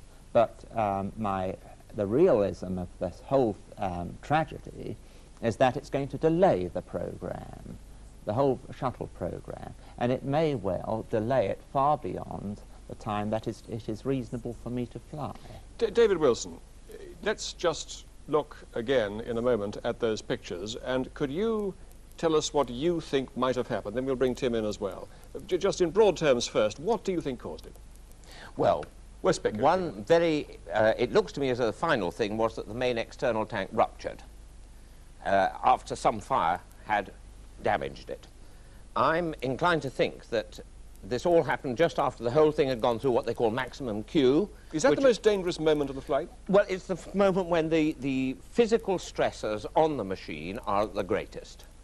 And that's why they throttle down, as Tim said, and then throttle back up again when they've gone through it. So just after it had gone through the moment of greatest stress, then something goes wrong.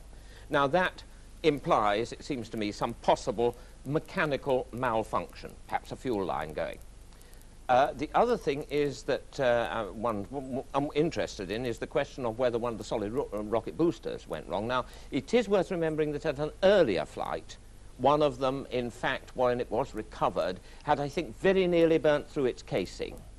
Now, it is just possible that something of that sort could have happened again, and thus set fire in some way to the fuel coming from the big external tank into the shuttle's own engines. But now, Tim, how likely is a terrifying event of this sort? Are they, I mean, to use a ridiculous phrase, are they dicing with death at every second of these flights? I mean, it is terrifying that a fuel line could sever like that and this whole thing could blow up. How dangerous is this kind of flight? We've come to accept it as quite normal, as commonplace. Yes, that's right. Well, the space shuttle has certainly demonstrated that getting into space is seemingly routine, but having said that, there have been 25 shuttle flights since 1981, and you compare that with the number of test flights, say, that the Concorde did, or the number of civil aircraft that have been flying. So, I mean, the chances of something going wrong were there, and the astronauts were perfectly prepared to accept that one day something dramatically was going to go wrong. The hope was that there were enough redundancies built into the system to overcome them. On a previous flight, an engine shut down. It didn't really affect the flight too much because redundant systems came in and the shuttle was able to get into orbit. Right. Let's look at it again in slow motion, and once again, can you take us through it? Well, there's another point I'd like to raise actually with Tim on this. Well, yes. There's the fire. Look, you see, round the main external tank. That's above the main flame now. The little. Yes, yeah, there are two areas of fire there, which could be fuel igniting, and that is the final moment where a fuel line seems to have ruptured. That's the fuel line that leads down into the shuttle main engines. It doesn't seem to me, David, that there was any problem with the main engines themselves. Well, I'm a bit worried about that, as I said to you before. There's a couple of flares which earlier on, much earlier on, 10 or 20 seconds before that, which, well, they could be that the picture had gone out of focus. I thought it was going out of focus and back in again. It could be that. I personally have never seen it happen like that before on these pictures, and so I'm a bit dubious as to whether something went wrong there. But that was certainly at the moment, as you're correct to say, when they were throttling down and then throttling up again. That, I think, is very interesting. Of course, there, as you say, is the solid rocket booster going swooshing out the edge, and obviously still firing perfectly satisfactorily. Yes. It would be interesting to see a little bit later on in the explosion the other solid the one rocket then booster. goes off to the left, doesn't it? If they had, at that moment, been able to get out of the capsule, out of the shuttle's cockpit, what at that time were they parachuted down? They have no parachutes, and they have no means of ejection. They literally, if there was a problem, an impending problem, they could have separated from the stack, which is it's a very unusual thing Separated to do. from the? From the whole stack. That's the external tank and the solid rocket booster. Right. It's not an established abort procedure, but in a dire emergency, they'd literally just break away from the whole stack and glide, hopefully, in some sort of control to a sea ditching, or possibly back to the Cape. A flash from Washington. President Reagan has said that there will be no more no more manned space missions until the cause of the disaster is established. So although he has said that there's no question of cancelling the shuttle program, there will be no more missions until the cause of this thing is established. Will that take a long time? I don't think it will take very long, and I don't think it necessarily means that the shuttle program is going to be finished for the whole of this year, because there are 4 more orbiters, that's the shuttle main planes, that are scheduled to be flying this year. And if it is found that the problem is a sort of a chance in a million thing, a rupture in a tank or something, then they might say, okay, we can go ahead with the program after maybe about 6 months or so. But if they have discovered an inherent design fault that has suddenly showed up after a number of flights, then obviously they're going to have to redesign the thing and stop the whole program. But the problem is that there are 3 very critical missions this year to do with science probes. One has got to go up on March the 6th to study Halley's Comet. Well, that's questionable whether that's going to happen.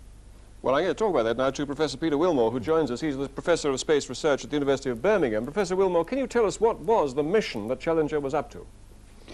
Well, I should say that I've not been able to do as much research as I'd wish on this, but it included, I think, a communication satellite, and also was planning to observe Halley's Comet.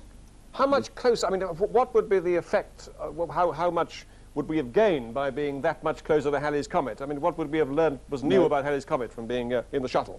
Only by benefit of being above the atmosphere. The Earth's atmosphere is quite a serious impediment even to observations in the invisible light. And getting above the atmosphere allows you to see things that you can't see from the Earth's surface. And that can be quite an important effect. In fact, there's a telescope which is due to be launched this year, which takes something which is really an ordinary optical telescope into orbit, but as a result of that, it will be 100 times more sensitive and able to see detail 10 times finer than it would on the ground.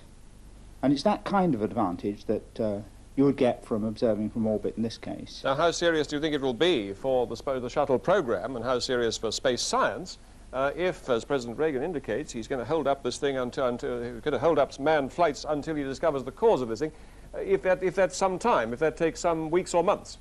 Well, the shuttle program is a very tight one indeed. The Americans have been trying to get the rate of launch up progressively over the last few years to make up some of the time that's been lost.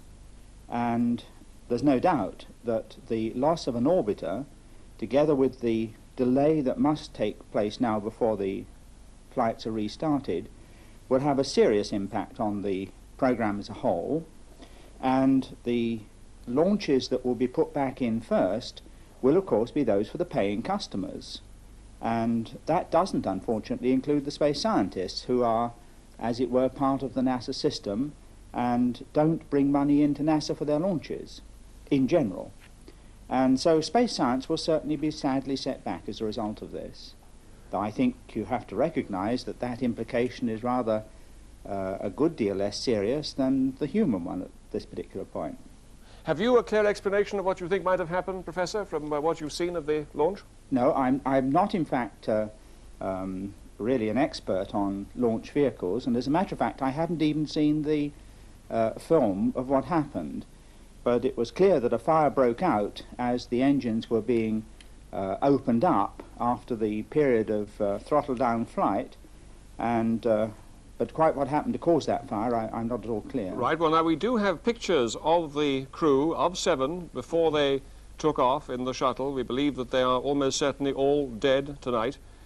We do have pictures of them there. They are the 7 of them. And there are 2 women in the crew. And that's Dick Scobie, who's the commander of the 51L mission. It was his second flight. Judy Resnick was the second American woman in space. This was also her second flight, and she was flying as a mission specialist. She was single, I think. That's she was a divorcee. Sharon McAuliffe, the first citizen in space, the US teacher. Ellison Onizuka, a mission specialist flying his second mission. Greg Jarvis, a payload specialist, a passenger on the shuttle flying for Hughes Aircraft Company. Ron McNair, who flew on the space shuttle flight that featured the first manned manoeuvring unit, and Mike Smith, the shuttle pilot, who was a rookie. The rookies, in fact, the people who were going to be flying to space for the first time, were to be the 200th people in space. Tim, tell us a bit about Kristen McAuliffe, who was the first civilian in space. Why, and what sort of person was she? Well, I'd have to point about a year ago, NASA decided that it was time to open up opportunities for citizens to fly into space, and President Reagan decided that he would adopt a spaceflight participant program, and the first group of people who would be candidates to fly would be US teachers. And Sharon McAuliffe was the finalist out of 10,000 people, teachers that applied to fly on the shuttle, and she was chosen a few months ago to fly. She went through the minimum of shuttle training, as a shuttle passenger would, of about 120 hours training, including some emergency drills, but mainly learning how to operate in the shuttle, to use the toilet, to turn on the switches and to make the food and such. It was rather ironic that this is the 25th mission and Sharon McAuliffe was going to demonstrate how routine it was to get into space.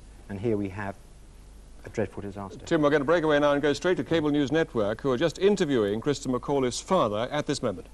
Totally excited. I mean, she never goes down low about anything. She's truly right with it all the time. She loves what she's doing. No complaints. But she's got that kind of a disposition anyway. She doesn't complain. I imagine you all are looking forward to that point where she comes back and just tells you everything. Yes, and to have her back, too.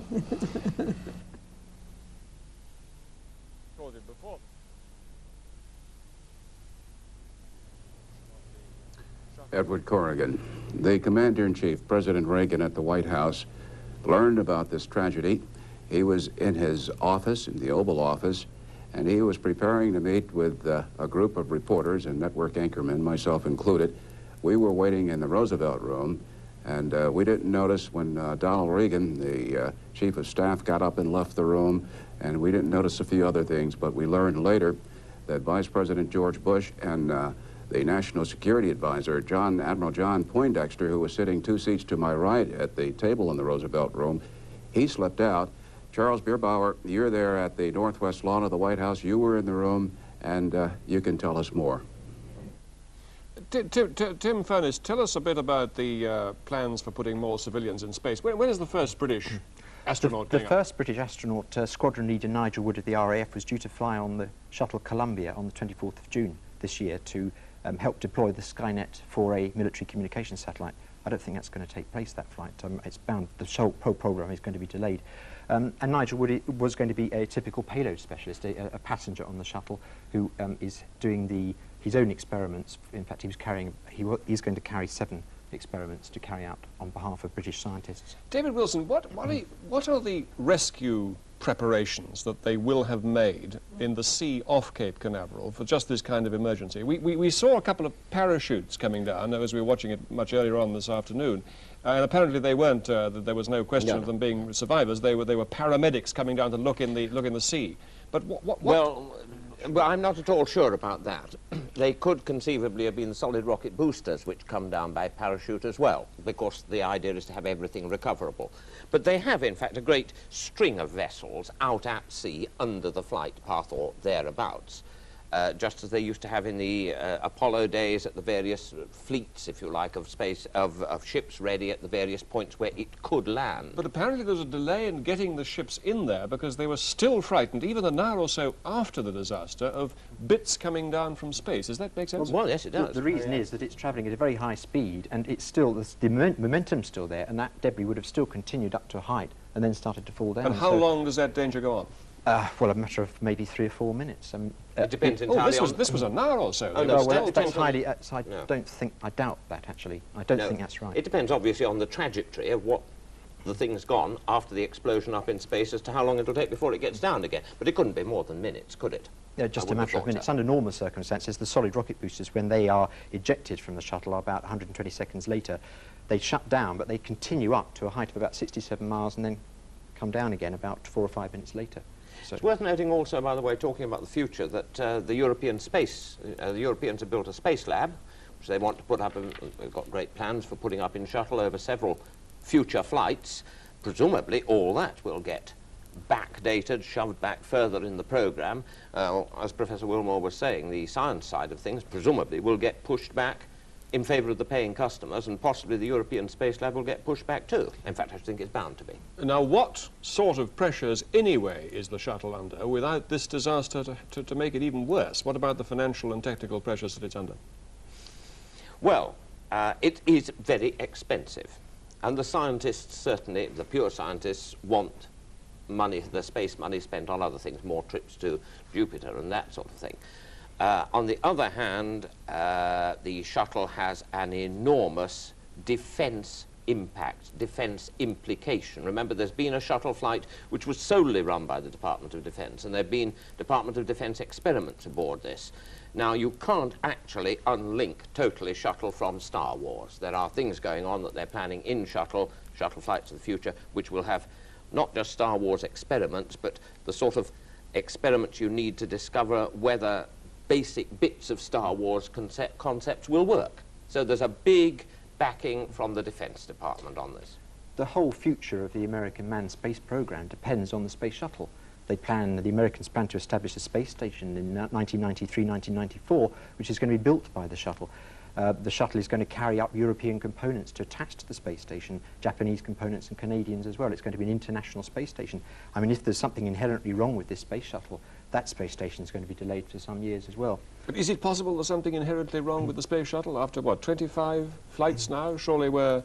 let's just look at the shuttle itself for a moment. That picture was taken in 1981. That's the first shuttle to go up. Right, but it's still the same shape, yes, isn't it? that's right. Can you just take us through the various bits of the stack, as you call it? The shuttle orbiter is the plane sitting on top, and it is mounted on the external tank, which is the large cigar-shaped object. And the external tank contains liquid oxygen, liquid hydrogen fuel, which are fed into the three main engines, which are below the tail of the shuttle orbiter space plane on top of it. The solid rocket boosters are attached to the external tank, and they, once ignited, cannot be shut down and guarantee the orbiter a passage to an altitude of about 27 miles, and at that point the orbiter could pull away if there was a problem. The external tank continues to fly with the shuttle orbiter until orbit is achieved, and then it is ejected and it's destroyed in re-entry. Right, now let's watch just again in slow motion, the actual moment of explosion. You see, that looks as though there's a fire of some kind at the base of the external tank, maybe leaking fuel, or perhaps a malfunctioning solid rocket booster, which might be malfunctioning slightly. And there is a massive explosion where presumably the fuel tank is ruptured, or possibly the fuel line to the shuttle has broken. But it would be interesting to see that solid rocket booster on the other side, because I haven't seen that yet again. But it looked to me the first time I saw it as though it was flying normally, in which case it did not malfunction. How are they ever going to be able to tell, David Wilson, from pictures like that, or from communications with the... No, what they usually do with all their previous accidents of various sorts in space, they have an enormous simulation capability. Huge computers. They take everything that's been poured out of the shuttle's computer, the shuttle's computers into the ground computers. They run the whole thing again and again in huge ground-based computers until they can simulate everything that happened. You know the sort of black box they have in aircraft, and for which gives information? Well, imagine that sort of multiplied millions of times with data pouring in, and then they simulate what's going on in the computers and follow every single bit through with the data that's been poured down automatically from the start. Just a little bit of news just come in, David. It says that it's from Cape Canaveral, and it's a flash to say that we have no word on the fate of the astronauts, according to a space agency official. The shuttle, he said, was not equipped with a capsule of parachutes. I'll ask you about that in a moment. Apparently the spacecraft fell into the Atlantic Ocean about 9 miles from the launch site, and officials said debris was still falling more than 1 hour after the disaster, and recovery ships could not get into the area. Now, no parachutes in the capsule. Would they have been useless at that height anyway? They don't carry parachutes as a matter of order on the shuttle. They don't contemplate using parachutes, and they don't carry parachutes. So if there is a disaster less serious than this one, where maybe the thing simply wobbles about in the air or something, how then can they be saved? The orbiter spaceplane would separate from what's called the stack, which is the external tank, and the SRBs would separate and in some way try to reorientate itself and make a controlled landing, perhaps at sea or back at the Cape. John Hadday, tell us what your plans are for your flight if you do get into space now. What exactly are you going to be doing? Well, I'm going to I'm going to America in about 3.5 weeks' time to carry out further planning. I'm sure when I get... Will you be training as well? Training as an astronaut? I will be not training as an astronaut. I will be training myself in parabolic flights and in other methods to perform experiments and to see if they are viable. Now, I've been listening to your talk about safety and, you know, sort of escape and all the other things, and I think actually one is, you know, missing a great point in some of the discussion. You look at the analysis of this fireball, you haven't sufficient information to give a really clear, to get a clear understanding, and I'm quite sure NASA haven't got that either yet. Well, John, I'm going to interrupt you. We do now have a statement from NASA. The National Aeronautical Space Administration said there were apparently no survivors of the Challenger shuttle accident. He was meeting a representative of Congress in his office. He says that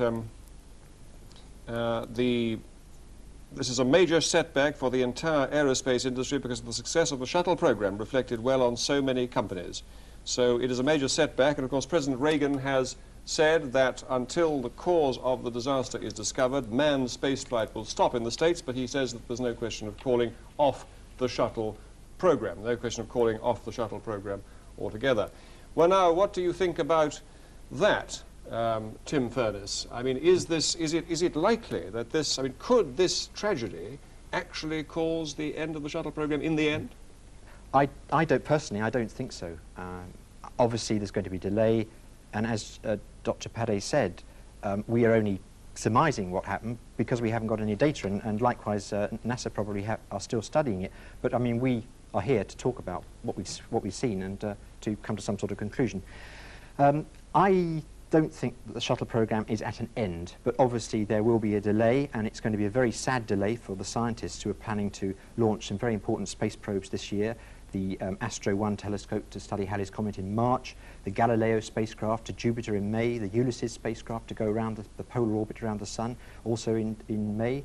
Squadron Leader Wood, the British payload specialist, flying in June, and also a space telescope, the first large space telescope going to orbit, which was scheduled to go up in October this year. David Wilson, briefly, how far do you think this will strengthen congressional pressures in those quarters in Congress who are against spending money on this kind of vehicle? I don't think it'll strengthen them very much at all. If you look at the number David, of... I must end you there, because we're going to end this special programme, and we'll be back, of course, with Newsnight as usual at 5 to 11. Join us then.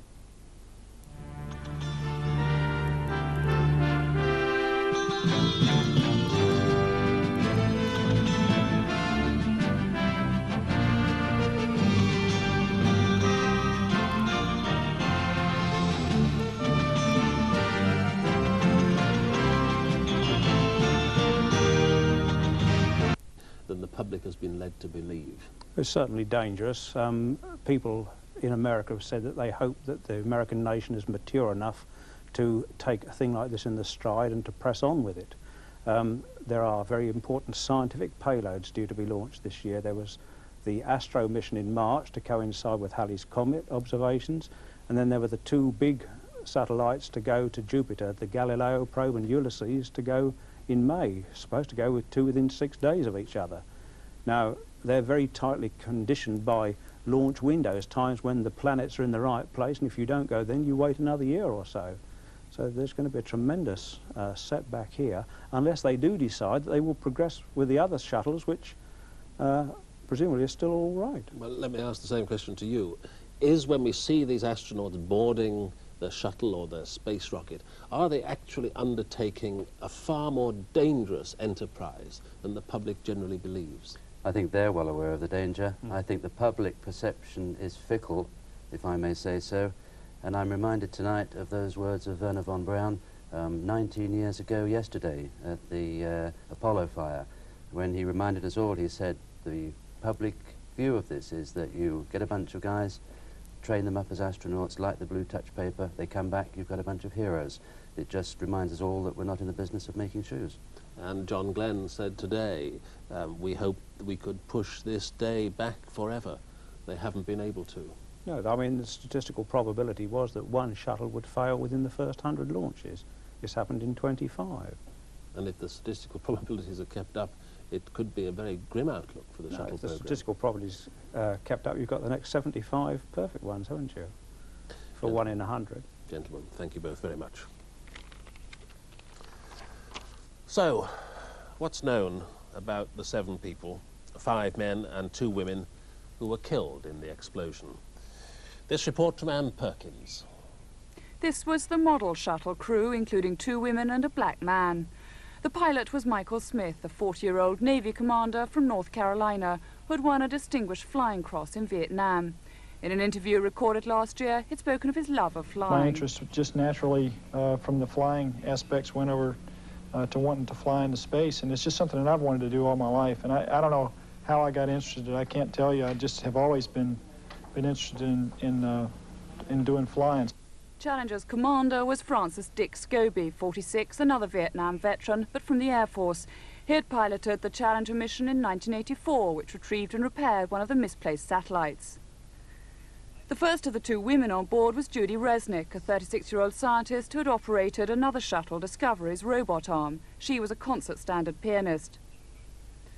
Ellison Onizuka also had previous shuttle experience. He was on last year's secret mission. The payload specialist was Gregory Jarvis, an electrical engineer who had once designed circuits for missiles. Ronald McNair, 35, was on board doing laser research. He too had past space experience. But the country's attention was focused on Krista McAuliffe, the New Hampshire high school teacher who was fulfilling Ronald Reagan's election promise.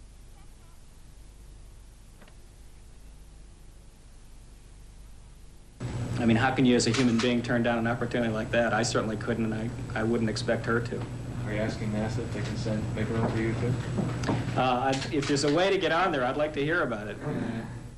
And a small correction, Jane Corbin reported earlier that she would have been the 3rd American woman in space. In fact, our experts agreed she would have been the 8th American woman in space, and 2 Russian women, of course, have already been in space.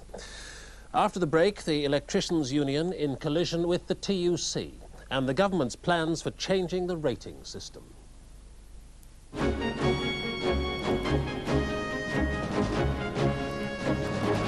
The Space Shuttle Challenger with a crew of 7 blew up 72 seconds after launch from Cape Canaveral this afternoon. Here are the moments before and after the launch, comments by David Baker and Jeff Perry. Just about at this point you can see the ice around some of the service structure on Launch Pad B. The first time Pad B has been used in 10 years. There are the crew at their normal and by now very traditional launch breakfast, which is usually the thank you party for all the ground crew and the training personnel.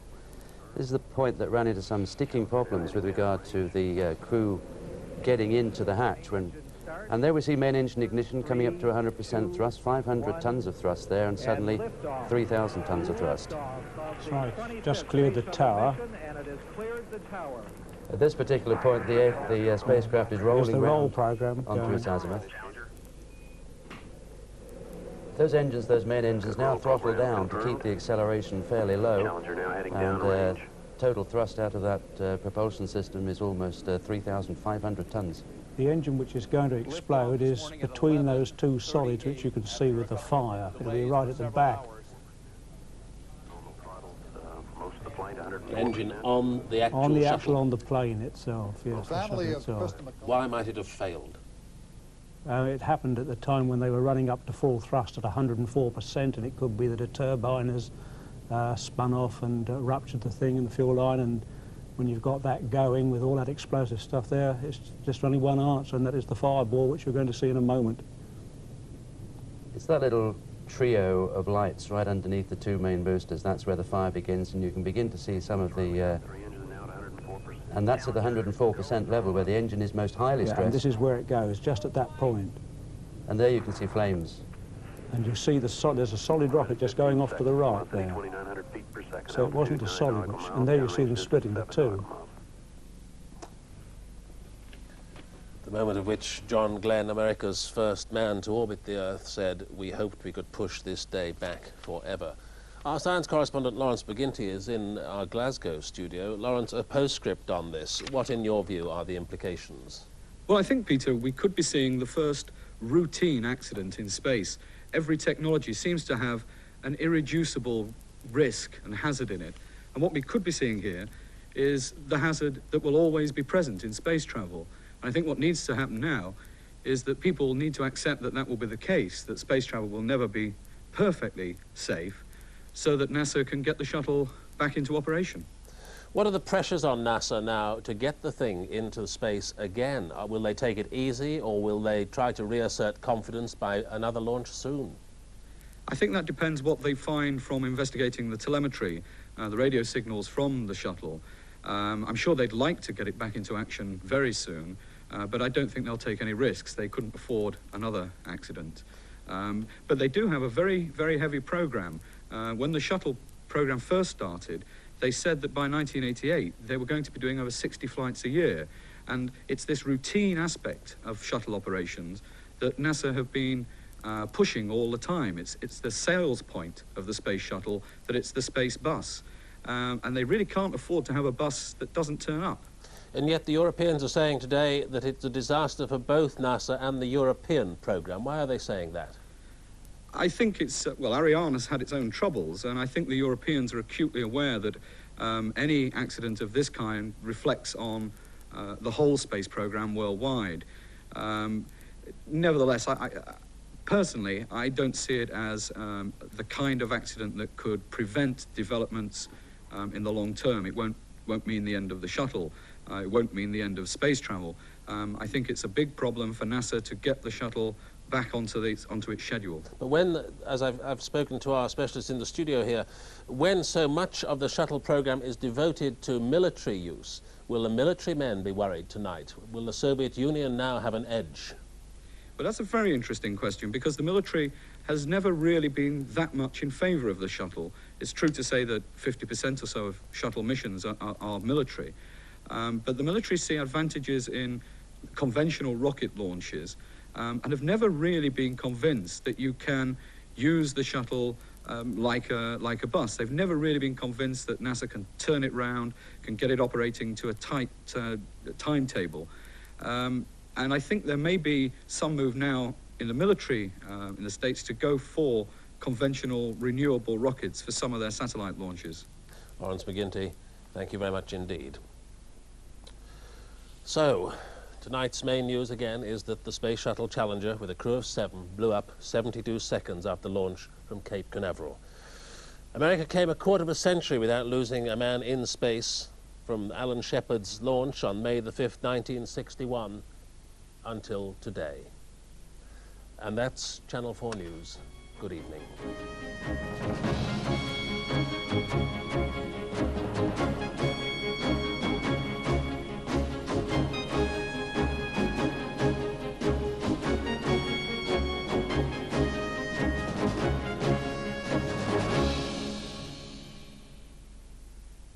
It's now thought the explosion of the Space Shuttle Challenger, America's accident in space, was caused by a ruptured fuel pump above one of the engines.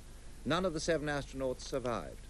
President Reagan has cancelled tonight's State of the Union address to Congress and will speak on television shortly. The explosion happened 72 seconds after blastoff. NASA said the explosion came just as the crew throttled up to get maximum thrust. Go with throttle up. Accelerating towards 2,000 miles an hour.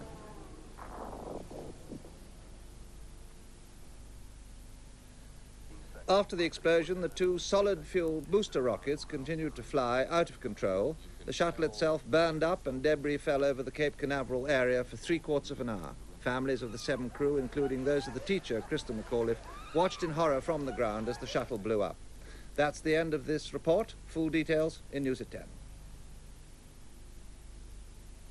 The 9 o'clock news from the BBC with Julia Somerville and John Humphreys.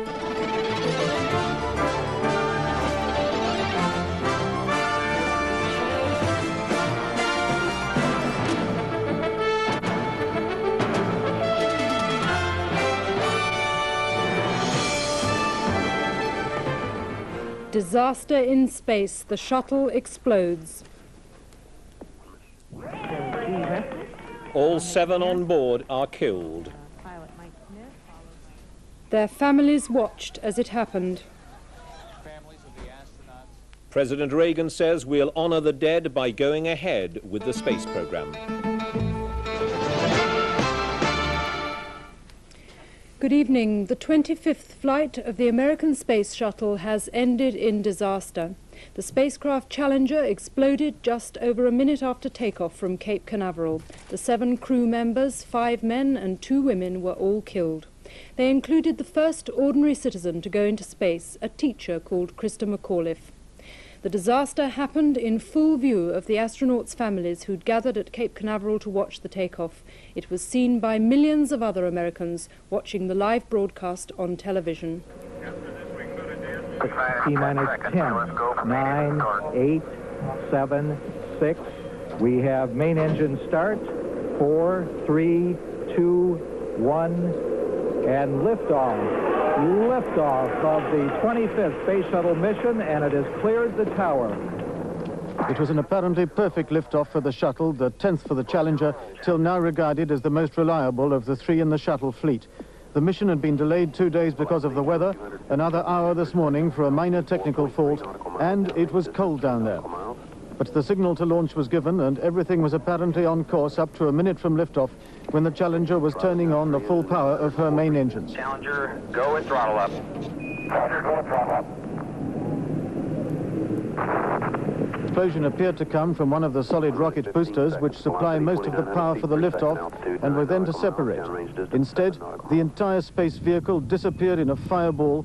The Challenger disintegrated and plunged downwards in spiraling debris.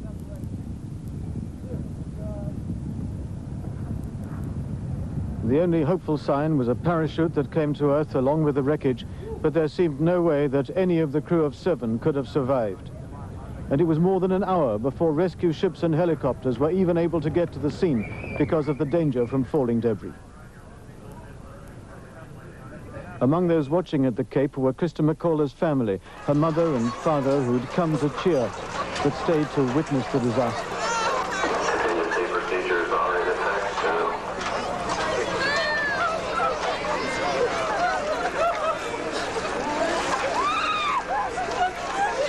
At least they were spared the close-ups and slow-motion replays that were available almost immediately to television viewers across the country.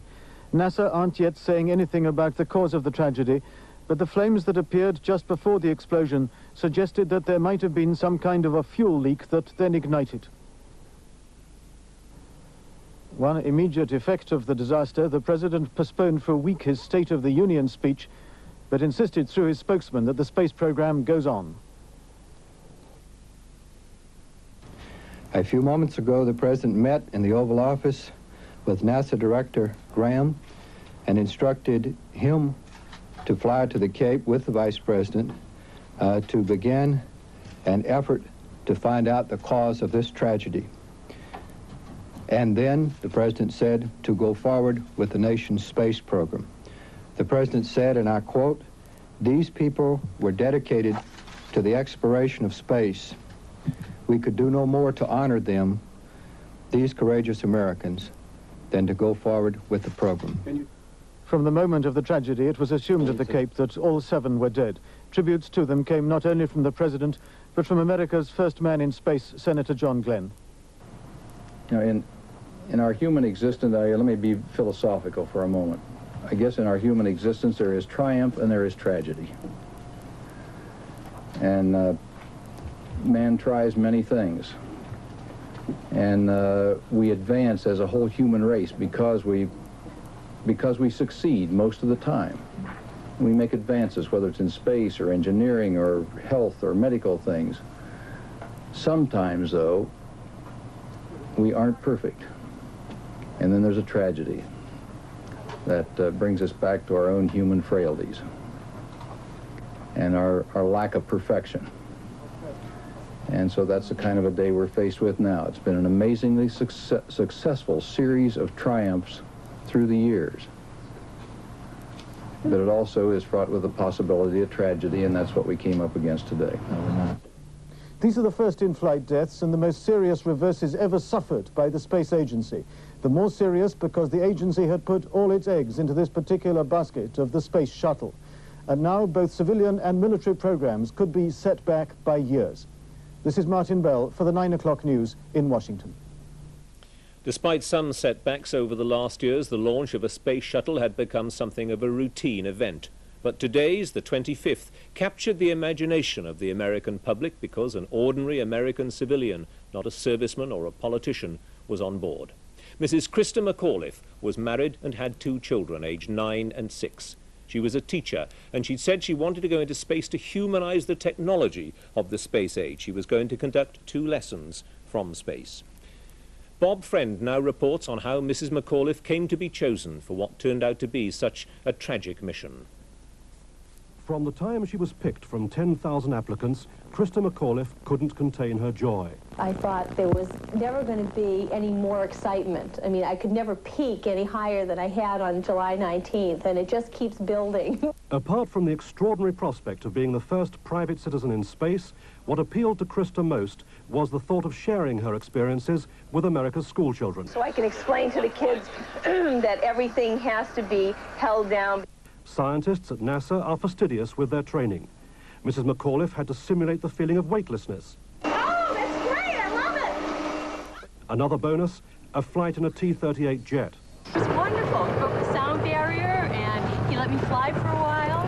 One of the things that I hope to bring back into the classroom is to make that connection with the students that they too are part of history, that the space program belongs to them, and to try to bring them up with the space age. The 37-year-old teacher, eventually picked from 10 finalists during a week of special tests, had planned to keep a diary of her experiences in space. When that shuttle goes, there might be one body. But there's going to be 10 souls that I'm taking with me. Her husband, a lawyer, was nervous at the prospect of his wife going into space, but shared her enthusiasm. Everybody who knows her, I think, honestly thought that, you know, there may have been candidates who were certainly her equal, but that there was nobody that would be superior to her. The days leading up to liftoff were marred by technical problems. 5 times the launch was postponed. Then, yesterday, a screw in the shuttle's hatch became stuck. They brought in a drill, the battery failed.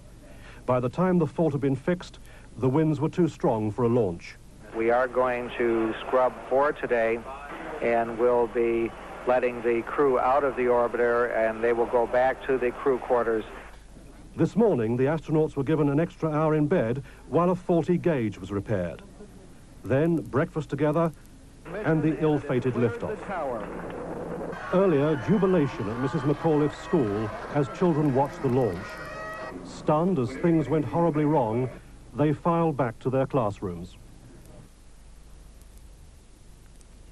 Later tonight, Vice President George Bush is flying down to Cape Canaveral to express President Reagan's sympathy to relatives of the dead. Mr. Bush will be setting up the inquiry to find out just what went wrong. Mr. Reagan has said the shuttle program will carry on. He said we could do no more to honor these courageous people than to go ahead. And he said he does have confidence in the people who've been running the program, but he was certain there'd be no more shuttle flights until today's disaster had been fully investigated. James Wilkinson now reports on what that investigation will be looking for. Go with throttle up. The end came suddenly, unexpectedly, and catastrophically. It happened so quickly, finding the trigger which set off the disaster could prove very difficult. Slow-motion pictures show flames lapping up the edge of the huge external tank. But close study of the pictures seems to show the leak coming from the top of the tank. The slipstream carried the gas towards the engine, where it ignited. Then there were almost simultaneous explosions beneath the shuttle vehicle itself and at the top of the tank, as if that was the source of the gas. Within seconds, the tank was engulfed in flames and the fuel exploded. The shuttle vehicle itself disintegrated. The solid rockets veered off.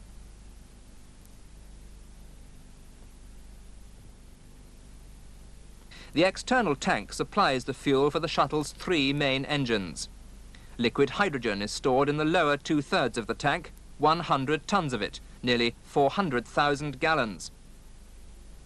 The top third of the tank is where the liquid oxygen is stored. That weighs over 600 tons, nearly 150,000 gallons of it.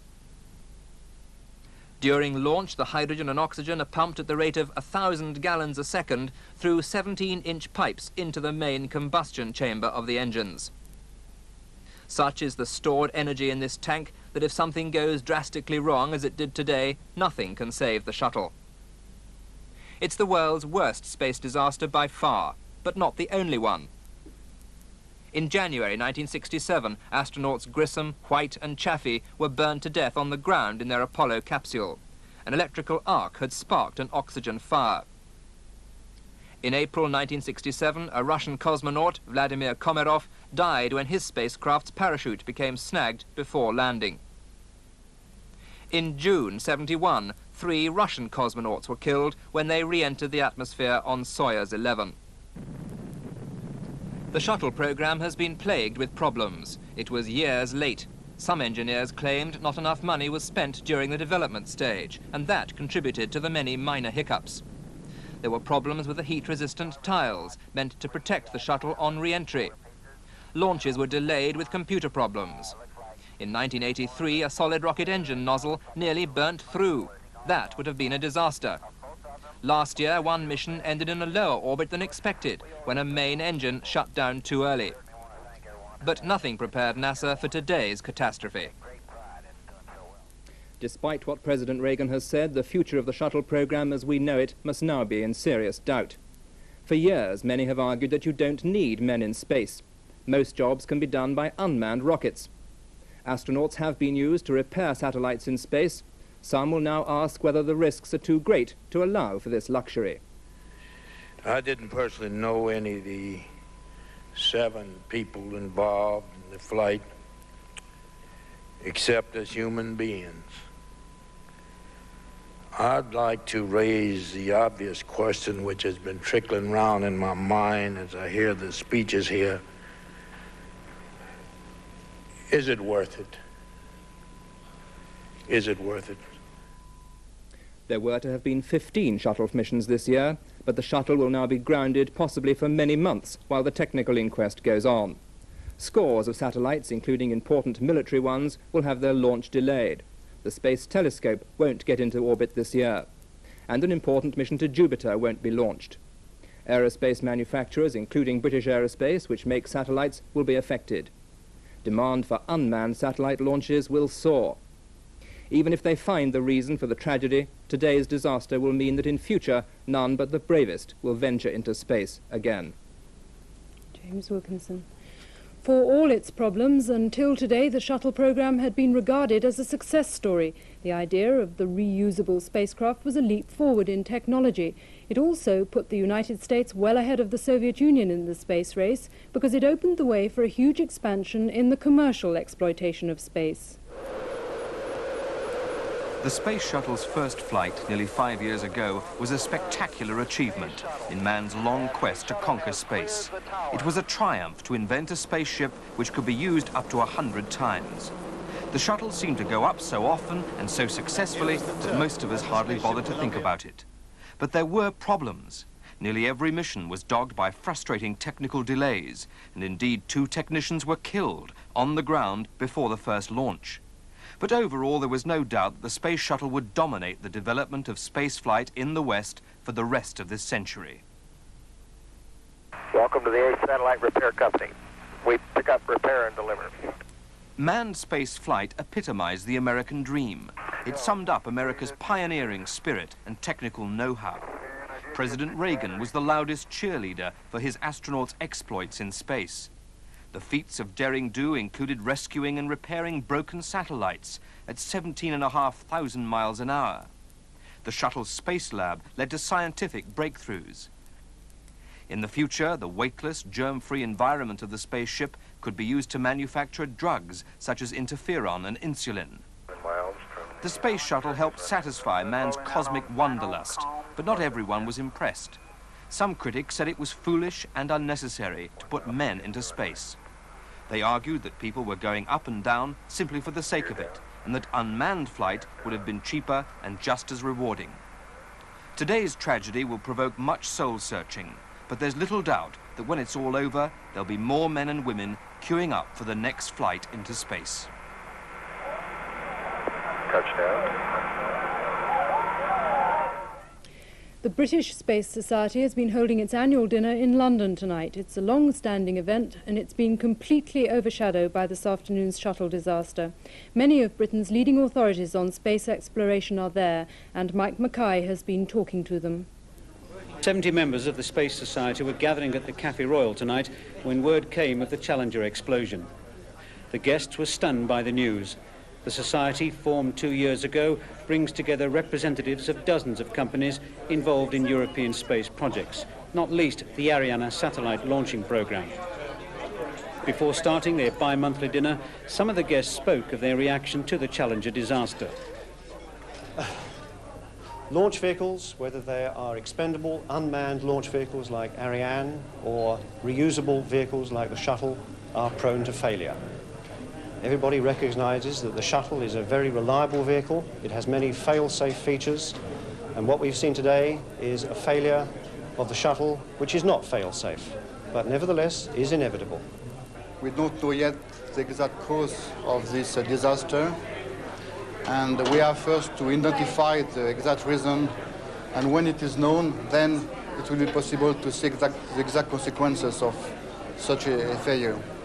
But I think that the whole orbital flight will be grounded for a month.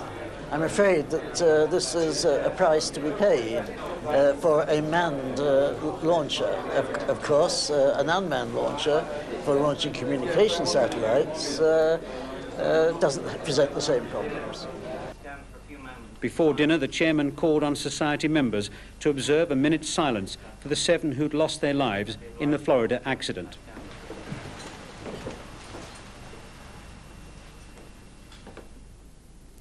The shock of today's disaster has also been felt in the Soviet Union, America's great competitor in space. Film of the explosion was shown in full on Soviet television less than 2 hours after it happened. In the United States, people are waiting to hear what President Reagan is going to say. He's due to broadcast on television later this evening. Messages of sympathy have been arriving at the White House from all over the world. Mrs. Thatcher was one of the first to send her condolences in a private message to Mr. Reagan. The 2 British servicemen who were due to take part in the shuttle programme tonight said they were devastated by the disaster. Squadron leader Nigel Wood was set to be the first British man in space on board the shuttle in June, and Lieutenant Colonel Richard Farrimond was also due to fly to Houston later this week to start training. And if there are any further developments, we'll have reported. President Reagan is going on television in America in a few hours' time to talk to the nation about today's disaster. Newsnight will have full coverage of the statement and today's other developments on BBC 2 at 10 to 11. The destruction of the Challenger is a disaster which has shocked the United States. The explosion on the spacecraft happened just over a minute into the flight when it was 9 miles high. The shuttle was blown into pieces. All 7 of those on board must have died instantly. One of them was a teacher, the first American civilian to go into space. She'd said she wanted to take the mystery out of space so that her pupils could understand it better. Good night.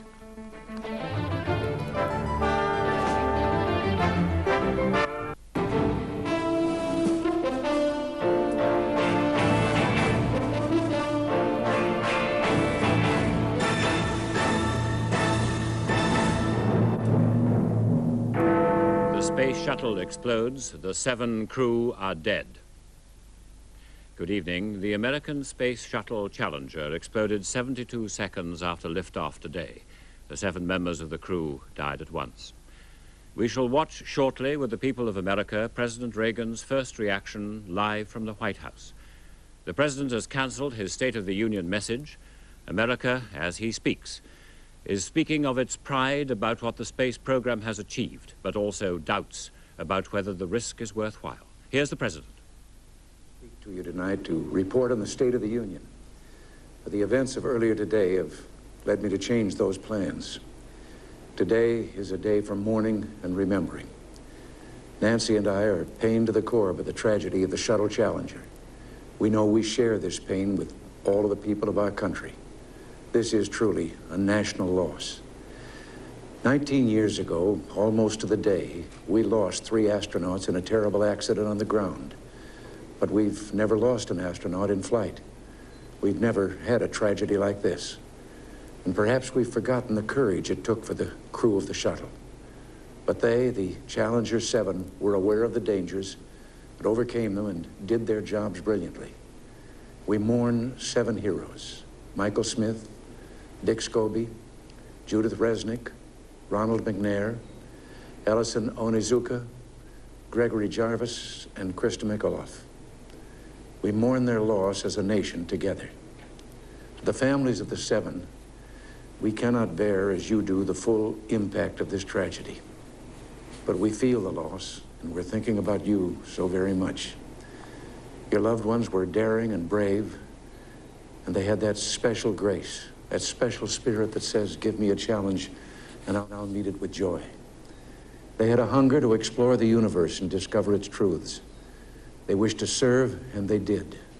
They served all of us. We've grown used to wonders in this century. It's hard to dazzle us. But for 25 years, the United States space program has been doing just that. We've grown used to the idea of space, and perhaps we forget that we've only just begun. We're pioneers. They, the members of the Challenger crew, were pioneers. And I want to say something to the school children of America who were watching the live coverage of the shuttle's takeoff. I know it's hard to understand, but sometimes painful things like this happen. It's all part of the process of exploration and discovery. It's all part of taking a chance and expanding man's horizons. The future doesn't belong to the faint-hearted. It belongs to the brave. The Challenger crew was pulling us into the future, and we'll continue to follow them. I've always had great faith in and respect for our space program, and what happened today does nothing to diminish it. We don't hide our space program. We don't keep secrets and cover things up. We do it all up front and in public. That's the way freedom is, and we wouldn't change it for a minute. We'll continue our quest in space. There will be more shuttle flights and more shuttle crews, and yes, more volunteers, more civilians, more teachers in space. Nothing ends here. Our hopes and our journeys continue. I want to add that I wish I could talk to every man and woman who works for NASA or who worked on this mission and tell them your dedication and professionalism have moved of your anguish. We share it. There's a coincidence today. On this day, 390 years ago, the great explorer Sir Francis Drake died aboard ship off the coast of Panama. In his lifetime, the great frontiers were the oceans, and a historian later said he lived by the sea, died on it, and was buried in it. Well, today, we can say of the Challenger crew, their dedication was, like Drake's, complete. The crew of the Space Shuttle Challenger honored us for the manner in which they lived their lives. We will never forget them, nor the last time we saw them, this morning, as they prepared for their journey and waved goodbye and slipped the surly bonds of earth to touch the face of God. Thank you. The President, who was said to have watched in stunned silence this afternoon as he saw what happened off Cape Canaveral. The Queen has said tonight in a message to him, Prince Philip and I were shocked and saddened by the news from Cape Canaveral. The wonderful story of the space shuttle and its many spectacular successes has left us full of admiration. It's tragic that this success has taken its price in brave young lives. The Challenger lifted off at Cape Canaveral this morning after being delayed by the weather since Saturday. It was said ice had formed on it. But all looked well until at the order, go at throttle up, repeated by the pilot, it exploded.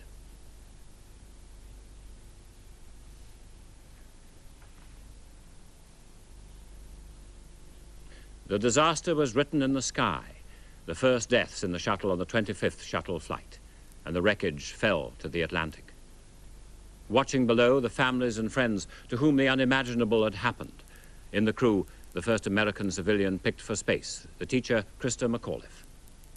Both the American and the Soviet space programs lost 3 astronauts each in 1967 to 1971 when they moved into a new generation of spacecraft.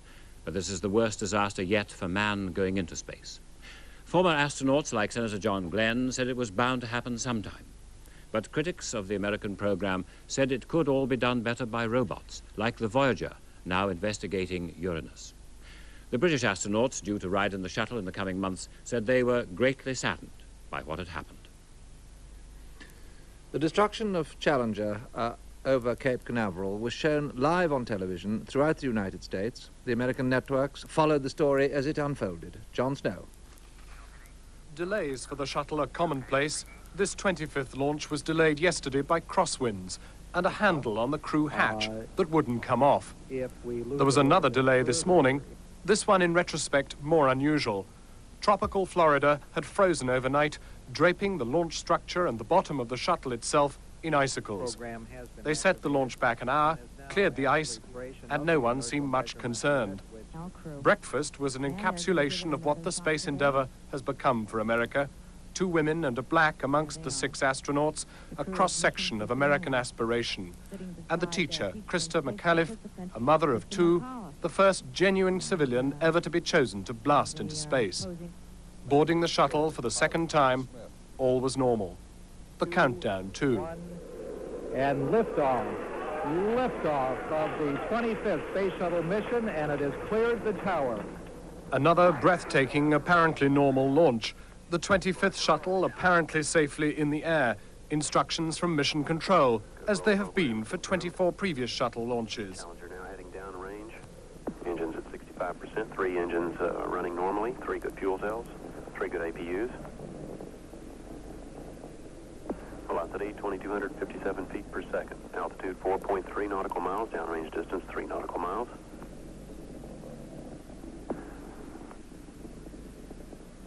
Engines throttling up. 3 engines now at 104%.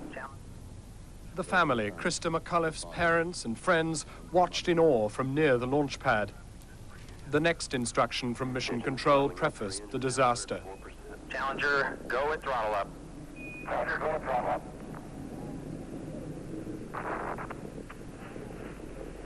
1 minute 15 seconds. Velocity 2,900 feet per second. Altitude 9 nautical miles. Downrange distance 7 nautical miles.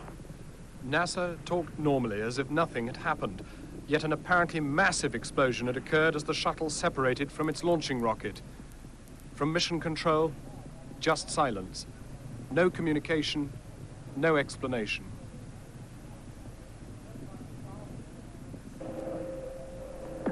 Flight controllers here looking very carefully at the situation. Obviously a major malfunction.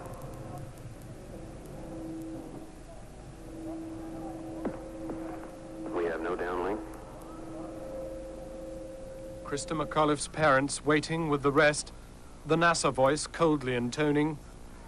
The vehicle has exploded. We are now looking at all the contingency operations and waiting. Amid the confusion, a glimmer of hope as parachutes were spotted. The shuttle had an ejection capsule, but these were paramedics dropping into the crash zone into which debris was falling. We are awaiting verification from as to the location of the recovery forces in the field to see what may be possible at this point. Here in the capital city, America was devastated. President Reagan had been watching the launch on television. The full horror had unfolded in front of him. Shaken, his spokesman presented his reaction. The president is concerned. He is saddened.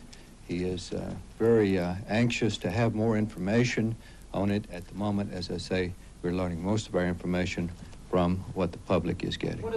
Then from the White House, the announcement that tonight's momentous annual presidential address to Congress, an upbeat review of the State of the Union, had been summarily cancelled. And in Congress, within minutes of the disaster, prayers. Reaction then from the Vice President. And it's been an extraordinarily, viable program, and this is just a tragic thing, so... And from the only senator ever to fly the shuttle. It's a surprise to me that it happened, but I would go again tomorrow. If NASA would let me go, I would go again. This evening, Vice President Bush and Senator Gahn left Washington for Cape Canaveral to bear America's condolences to the families who had, so vividly and painfully, witnessed the death of their loved ones. 20 minutes ago, NASA itself finally started to react publicly. There was absolutely no pressure to get this particular launch off. We have always maintained that flight safety is our top priority consideration in the program, and we look at the status and readiness of the systems based on that. We thoroughly reviewed the activities over the weekend and yesterday, and continually reviewed the status of Challenger right up until launch this morning. All of the people involved in this program, to my knowledge, felt that Challenger was quite ready to go, and I made the decision, along with the recommendation from the team supporting me, that we launch. NASA has now impounded all video, every inch of data generated around the disaster. The space program has been shut down pending this inquiry, but for time to come, America will remember this first tragedy of a manned American craft in space. It strikes deep at what has been a symbol of national pride. John Snow, News at 10, Washington. The 7 crew were the first to be killed actually in flight in 56 American manned space shots. 3 astronauts were killed on the Apollo launch pad in 1967. Among the crew today was the first ordinary civilian to go into space, a married teacher, Krista McAuliffe. They were in many ways a typical shuttle crew. NASA had trained them for years, with one exception, the teacher, Krista McAuliffe. They were a combination of astronauts and technicians. The other woman on the flight, Judy Resnick, the second American woman ever in space.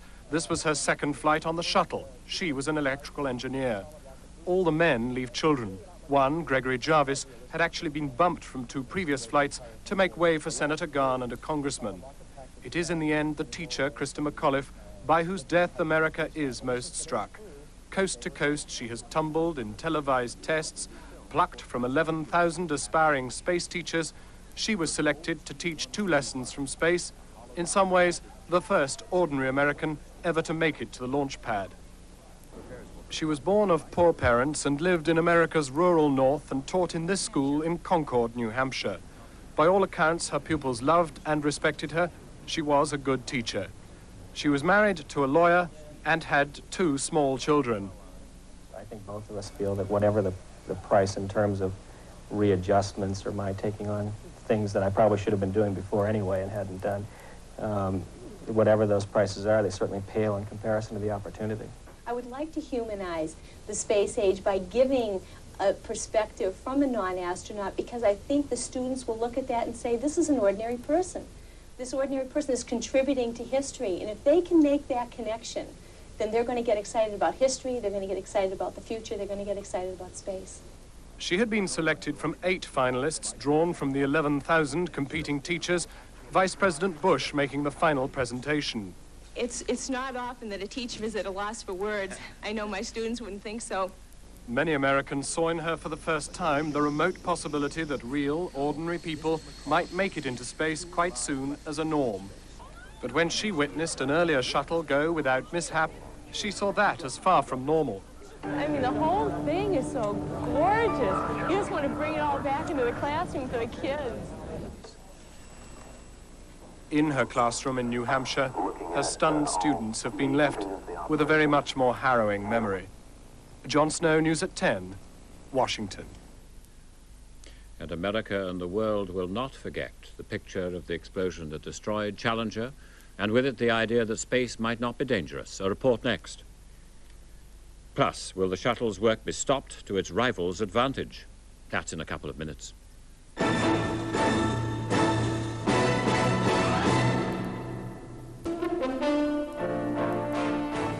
It'll take possibly weeks of careful investigation to pinpoint the exact cause of the explosion. There are no firm theories yet about what happened, but an examination of today's pictures in slow motion has pinpointed the start of the accident. Until NASA scientists have had time to analyze the thousands of pieces of data that were being transmitted by the shuttle at the time of the explosion, they will be relying heavily on an analysis of the pictures taken during the Challenger's ill-fated flight to try to work out what went wrong.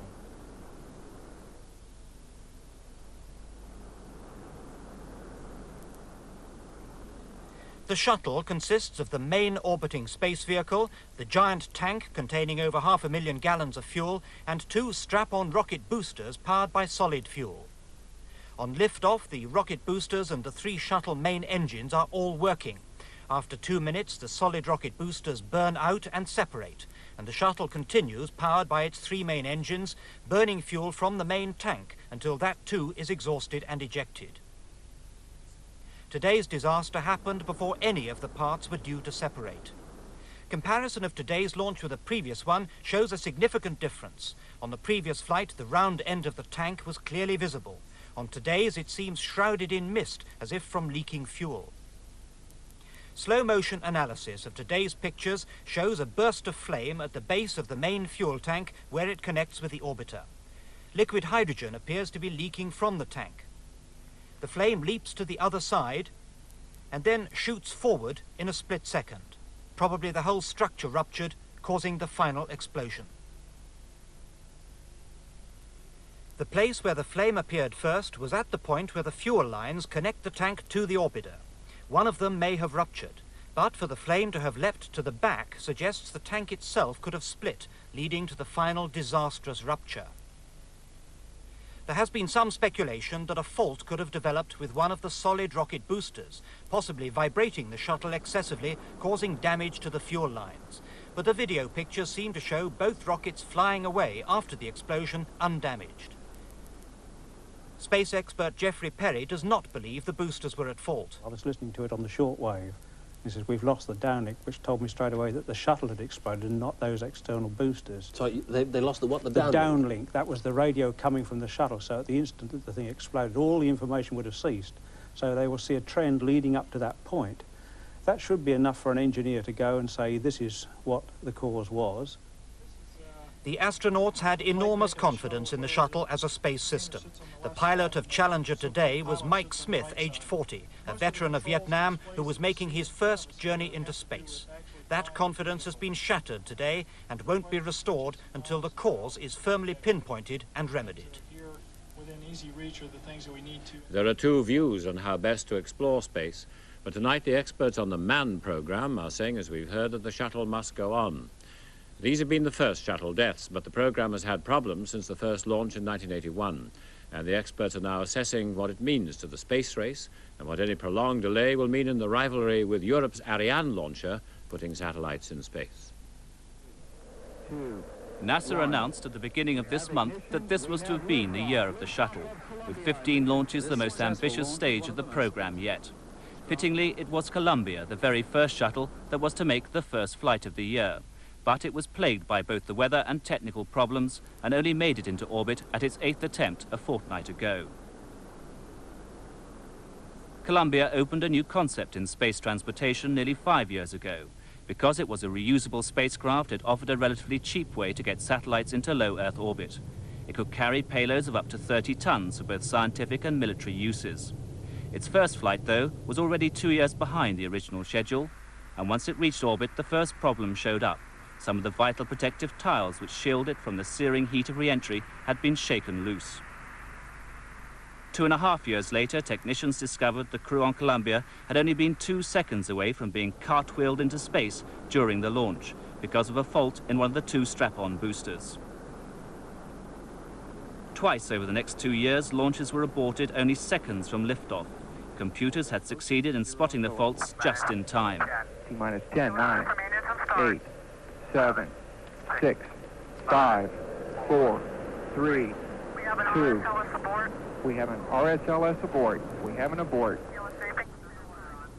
The only other time the Americans have lost astronauts was during ground training before the Apollo moonshots. 3 men died in a flash fire inside this capsule in 1967. 3 years later, the world held its breath as NASA successfully rescued the crew of Apollo 13, virtually stranded in space when an explosion crippled their craft as it was on its way to the moon. Despite these disasters, America has always pressed on with its programs. The shuttle has proved itself to be the most versatile spacecraft ever built until today's disaster. Not only does it have one of the best records of the successful launching of satellites, it's also proved to be capable of both retrieving and repairing satellites while they're still in orbit, completely altering the economics of space. Europe's rival, Ariane, has been a keen competitor for the satellite business. It too has been plagued by failures, but it might be expected to pick up business. I hope now that the next move on the administration will be to call for a replacement as quickly as possible of this vehicle and perhaps the building of another 1 or 2 as backups, because they are so important to our space program and to the future of our security in this country. It means, as far as America is concerned, a big delay in flights from 6 months to a year, perhaps, while they sort out what went wrong. But America's future is tied to the space shuttle, both for manned and unmanned space flight. So they've just got to find out what went wrong and put it right and start again. The Russians have fared much worse in space. Some of it has been publicized, most has been kept a secret. The worst accident was in 1960.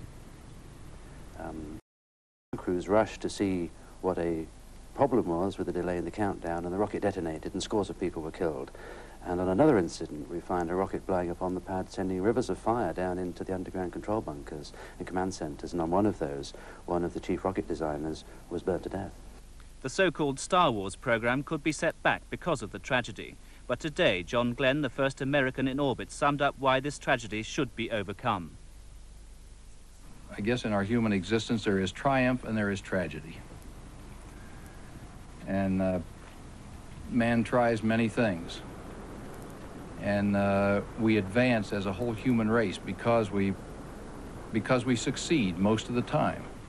We make advances, whether it's in space or engineering or health or medical things. Sometimes, though, we aren't perfect. The man chosen as Britain's first astronaut, squadron leader Nigel Wood, was due to fly to Houston on Saturday to start intensive training for a flight on the shuttle Columbia in June. He was said tonight to be devastated by the news of the Challenger explosion and greatly saddened by the loss of life. It's now uncertain whether squadron leader Nigel Wood's shuttle flight will go ahead in June. He was chosen as Britain's first man in space from 4 candidates who spent several months at the Johnson Space Center in Houston, undergoing a series of rigorous tests and medical checks. One of Wood's primary tasks would have been the launch of Skynet 4A, a British military satellite.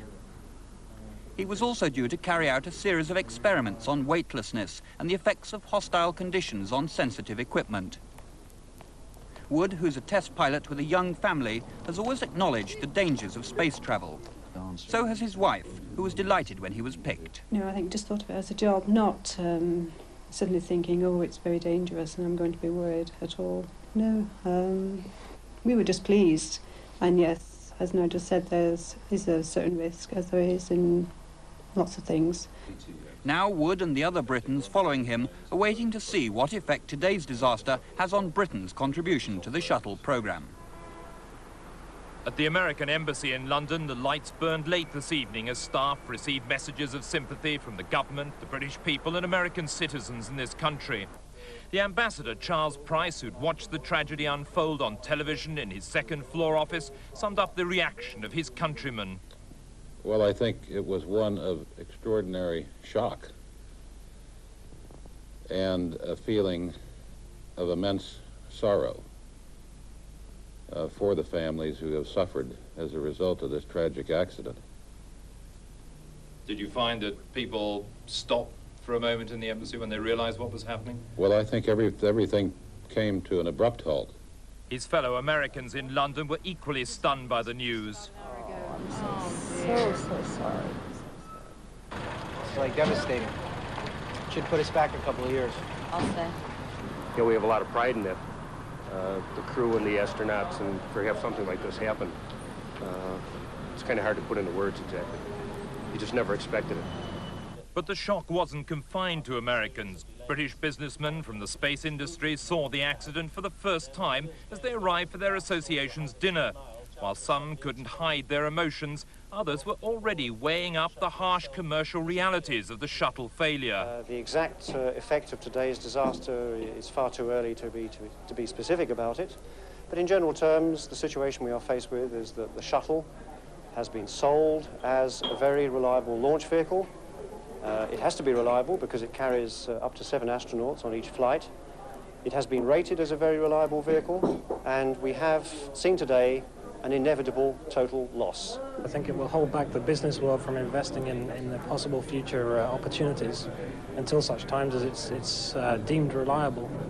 While Britain's space technologists observed a silent moment in memory of the American astronauts who died today, the aerospace minister was already considering Britain's own manned satellite, Skynet 4, due to be launched this June. The Skynet 4 A and B satellites are going to be launched, due to be launched by shuttle, and that is a Ministry of Defence programme, and they must decide on that. But it's almost inconceivable, isn't it, now that a British person should go up in space in June?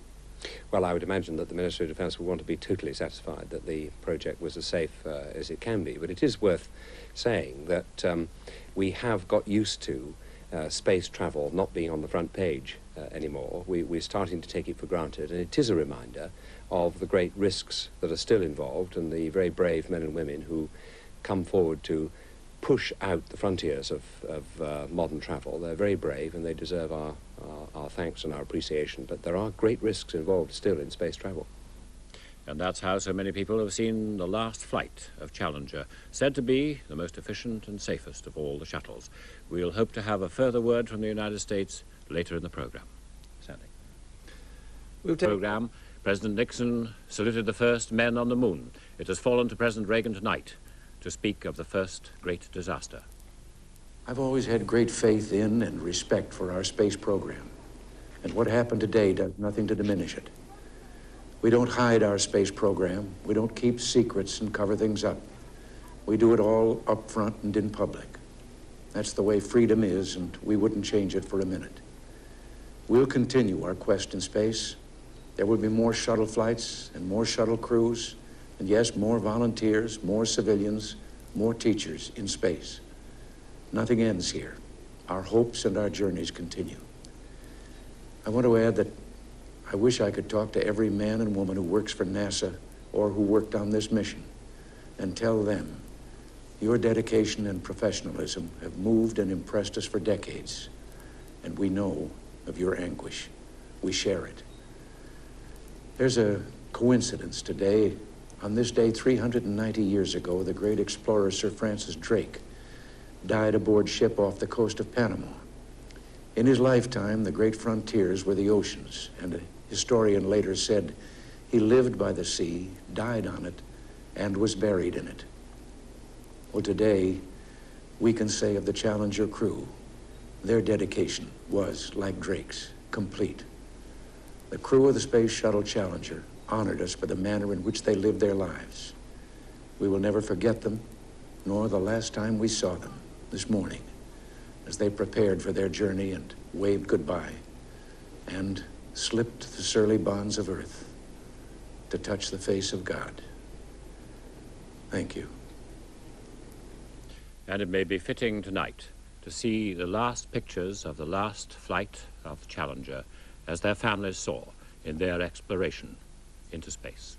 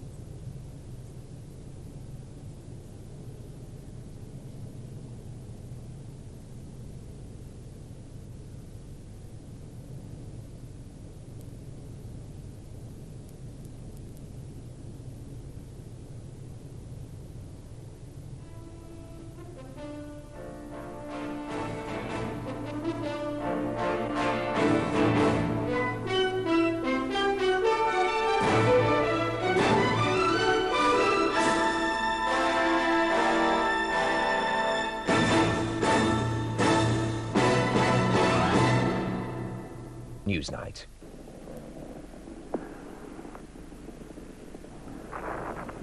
Obviously a major malfunction.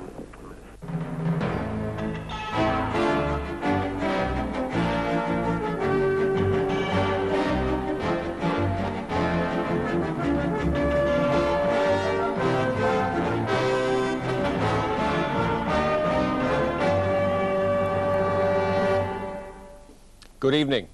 I guess we all knew, said former astronaut Senator John Glenn tonight. I guess we all knew there would be a moment like this. In the worst disaster in manned spaceflight, America's shuttle has exploded and the 7 crew are presumed dead.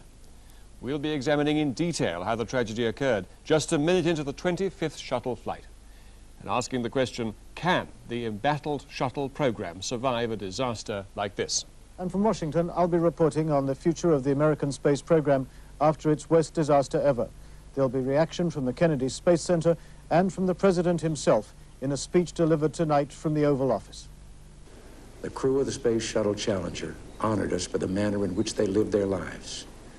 We will never forget them, nor the last time we saw them this morning, as they prepared for their journey and waved goodbye and slipped the surly bonds of earth to touch the face of God. The Electricians' Union tonight comes a step closer to expulsion from the TUC. The TUC appeals to its members not to cross printers' picket lines, with a full report on today's moves in the fight between Fleet Street and Wapping. All that plus a roundup of today's main news from home and abroad. In the whole short history of manned spaceflight up to this morning, 25 years of it, just 7 astronauts, American and Russian, had died. Today, that number was doubled in one shocking split second at Cape Canaveral. The shock was all the greater for the way it came at the beginning of what looked like just another routine flight of the space shuttle. It was a brisk, clear day at the Cape, and millions of American television viewers watched live what has now become a commonplace event. Until just over a minute after the launch of the Challenger, one of America's 4 shuttles, this happened. The go for auto sequence start. The Challenger was the second shuttle to have taken off this year, but it had been dogged by technical problems. Originally due to take off on January the 22nd, it had experienced a series of delays and the launch was postponed 3 times. At first, high winds caused the delays, but yesterday the reason was icicles on the shuttle. But this morning, the crew of 7 were given the all-clear and prepared for the flight. At 11:38 East Coast time, the shuttle took off. 3, 2, 1, and liftoff. Liftoff of the 25th Space Shuttle mission, and it has cleared the tower. NASA reported the flight as being on target. 1 minute later, NASA gave at 11:39 this instruction. Challenger, go at throttle up. Roger, go at throttle up.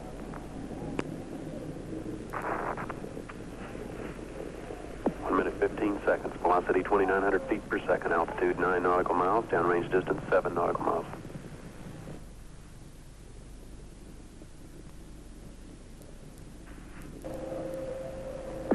Flight controllers here looking very carefully at the situation. Obviously a major malfunction.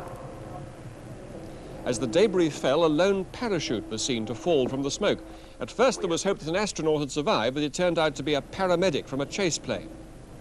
Other debris falling from 50,000 feet prevented rescue ships from arriving for at least an hour. On the ground there was a stunned reaction. The 7 crew members included America's first civilian astronaut, a woman, a teacher who was specially selected for the flight. Her parents were among those who watched the smoke in the sky. They were told of the disaster, surrounded by her colleagues and friends. The crew of 7 are now all presumed to have died instantly. They were 5 men and 2 women. Led by Commander Dick Scobie, he was 46, a Vietnam veteran who'd piloted Challenger before.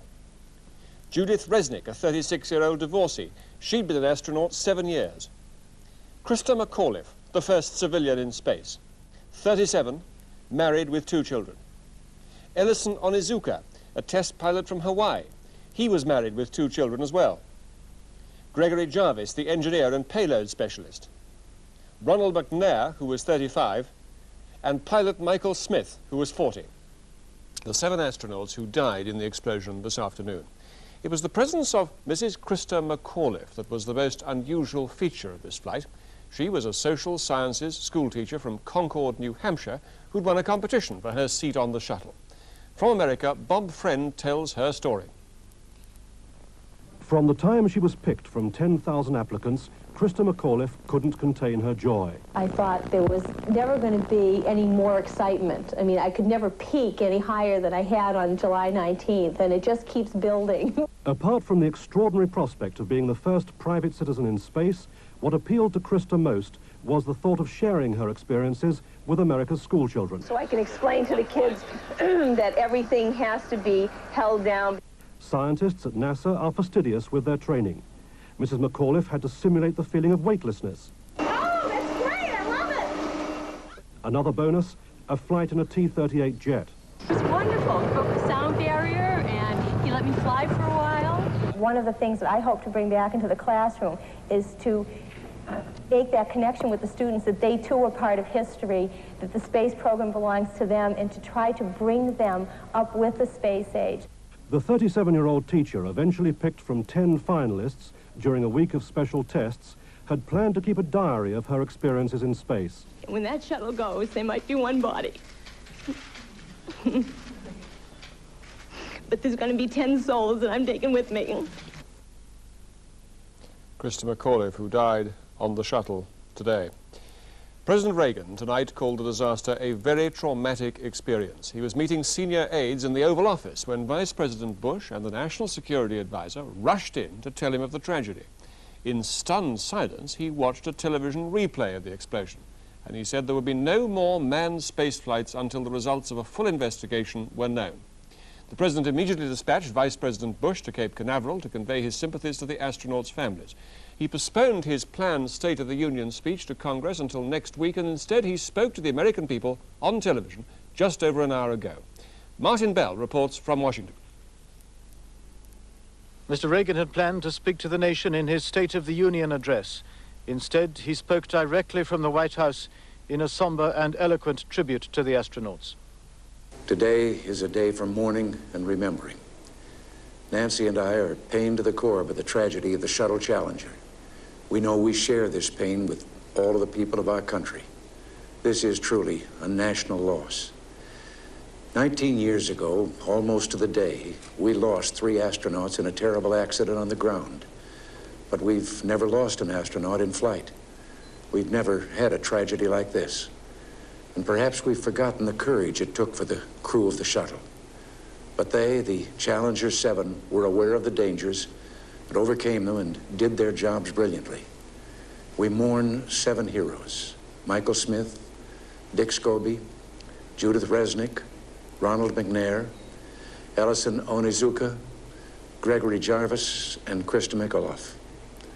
We mourn their loss as a nation together. To the families of the 7, we cannot bear, as you do, the full impact of this tragedy.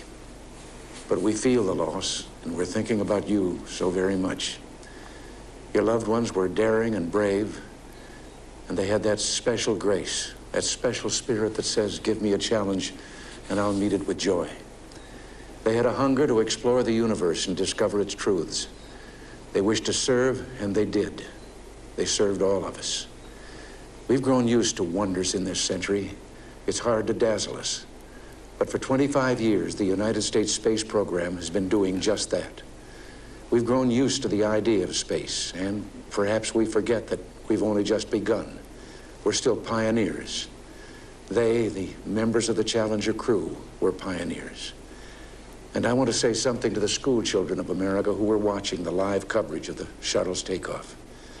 I know it's hard to understand, but sometimes painful things like this happen. It's all part of the process of exploration and discovery. It's all part of taking a chance and expanding man's horizons. The future doesn't belong to the faint-hearted. It belongs to the brave. The Challenger crew was pulling us into the future, and we'll continue to follow them.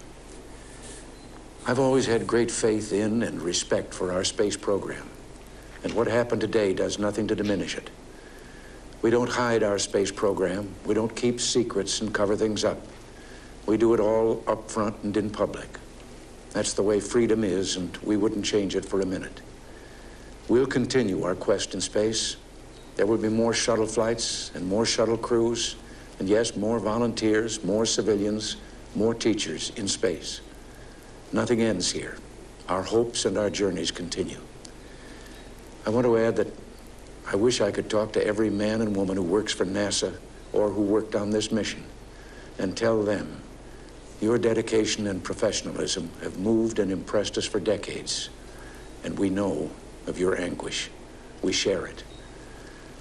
There's a coincidence today. On this day, 390 years ago, the great explorer Sir Francis Drake died aboard ship off the coast of Panama. In his lifetime, the great frontiers were the oceans, and a historian later said he lived by the sea, died on it, and was buried in it. Well, today, we can say of the Challenger crew, their dedication was, like Drake's, complete. The crew of the Space Shuttle Challenger honored us for the manner in which they lived their lives.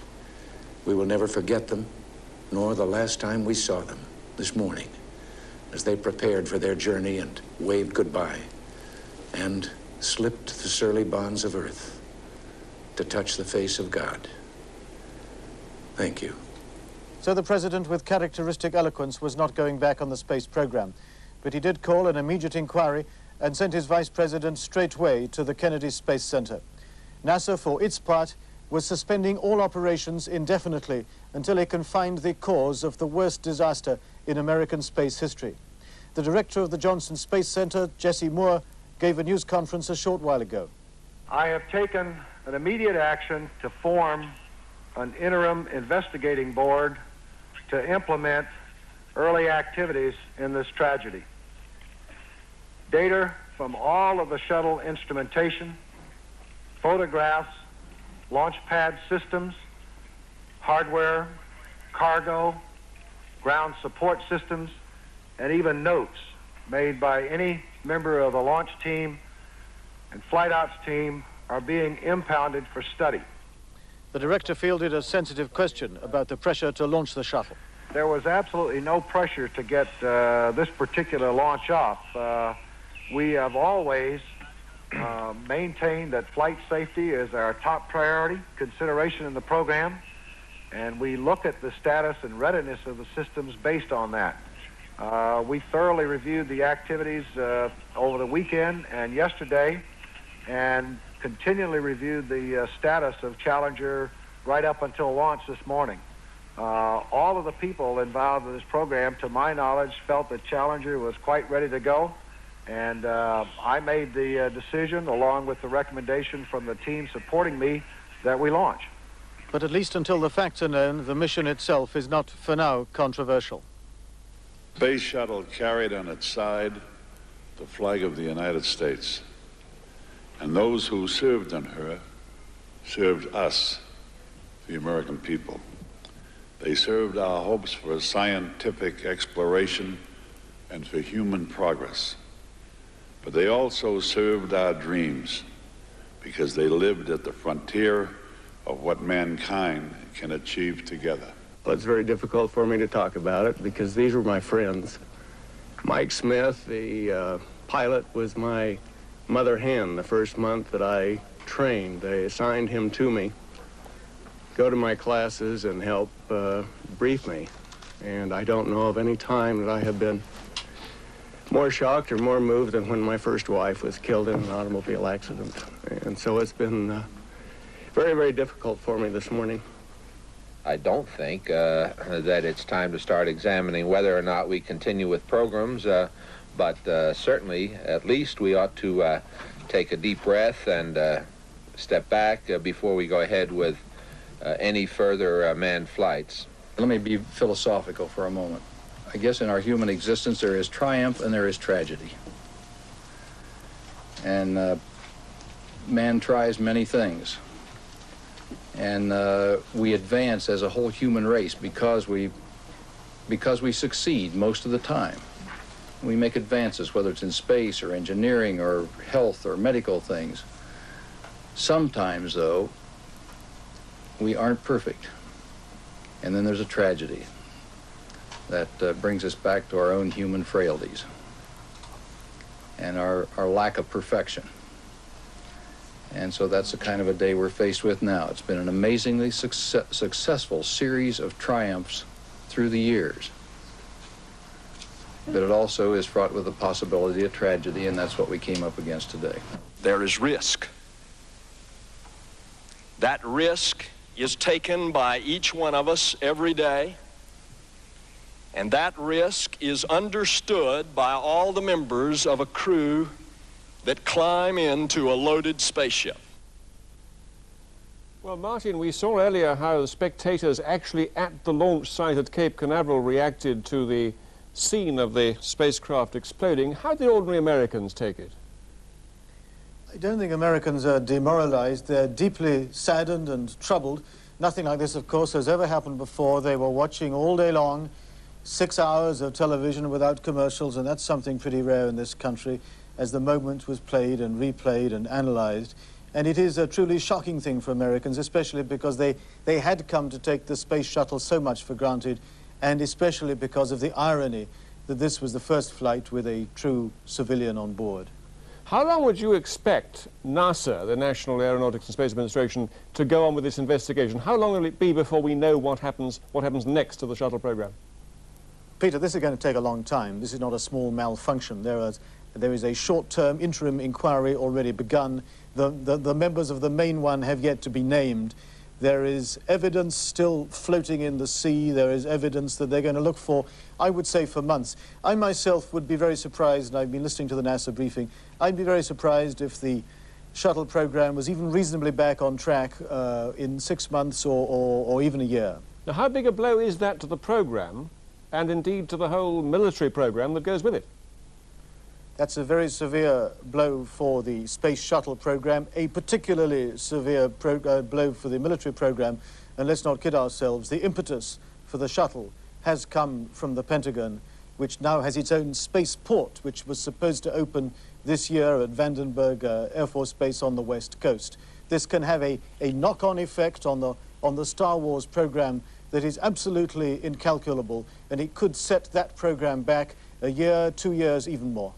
Would you expect voices to be raised now? I mean, we've had one or two congressmen there saying it's too early to make any prospectus, to make any projections about what should happen next, but do you expect voices to be raised saying that the space program should now come to an end altogether, that it's too dangerous for man to go to space? Doesn't sound like an American reaction to me. It's not the way people work over here. There are going to be a lot of questioning of the priorities of the space program, whether so many resources should have been put into the shuttle. But they're going to go on with it. What I would expect rather would be a tightening of a lot of procedures and maybe less emphasis on the public relations effort. That maybe as things have turned out, and it's so easy to be wise after the event, it was premature to be putting teachers in space, and it's time, no doubt, to get back to some of the elements of the thing. So I expect a tightening up, I expect a delay, but it would astonish me if they didn't get back, and sooner or later you'll see the 26th shuttle flight. Martin Bell, thank you very much for joining us. Well, in Russia, where 4 astronauts are known to have died in the past, Soviet television showed pictures of the explosion on its nightly news. There was no Kremlin reaction, but the Soviet ambassador to the United Nations in New York expressed his deep sorrow and sympathy. Here, the Queen and Mrs. Thatcher have sent messages of sympathy too. Well, now let's look in more detail at how America's 25th shuttle mission ended in disaster, the 10th time the Challenger itself was launched into space. T-minus 15 seconds. The key to the Challenger disaster lies in the complex engineering of the shuttle vehicle and the enormous stresses that are placed on its structure in the first minutes of takeoff. 4, 3, 2, 1, and liftoff. Liftoff. At 3 seconds after liftoff, the spacecraft's piggyback posture can be clearly seen. One bolt connects the nose of the vehicle to its fuel tank and boosters. 2 bolts fix it lower down. It's here that the fuel lines run. The stress on these connections in the early flight is phenomenal. Space shuttle mission, and it has cleared the tower. Roger, Challenger. As the Challenger clears the launch pad, it rolls over. This is perfectly normal and allows it to head off over the sea from Cape Canaveral. Good roll program confirmed. Challenger now heading down range. At this point, there is no sign of any fault. Commands from ground control proceed normally. As the rocket reaches the densest part of the atmosphere, it throttles back, just like taking the foot off the pedal, to minimize atmospheric stress. We'll throttle down to 65% shortly. As Challenger throttles back, the huge external fuel tank which powers the engines in the main craft can be clearly seen. Also the reusable solid rocket boosters which propel the spaceship into orbit in the space of 4.5 minutes. Engines at 65%, 3 engines running normally, 3 good fuel cells, 3 good APUs. Velocity 2,257 feet per second. Altitude 4.3 nautical miles, downrange distance 3 nautical miles. It's these 3 engines on the shuttle itself which reduce power to 65% of full capacity. The 2 solid boosters carry on firing at full force. Distance 3 nautical miles. The throttle back period lasts about 20 seconds.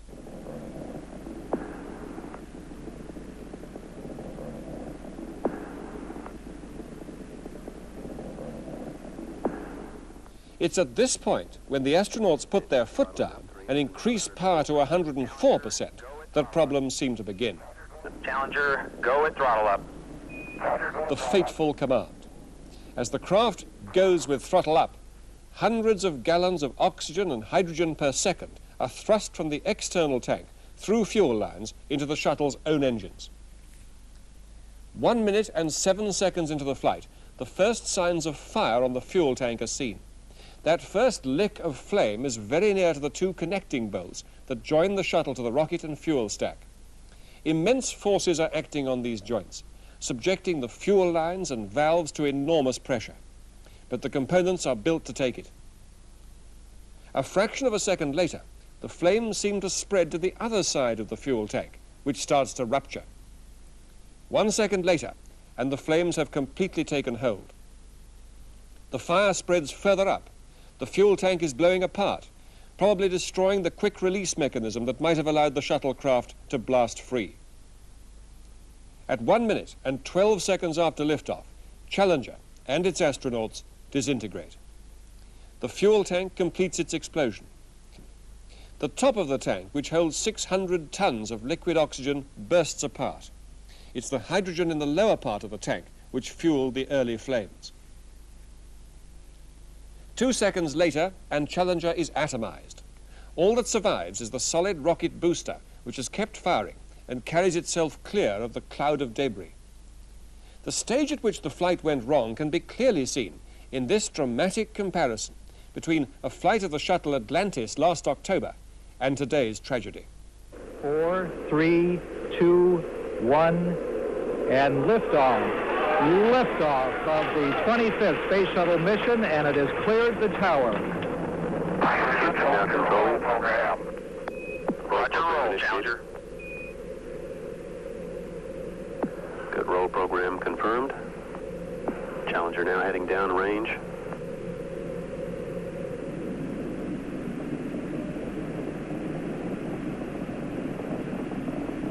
Engines beginning throttling down now at 94%. Normal throttles for most of the flight, 104%.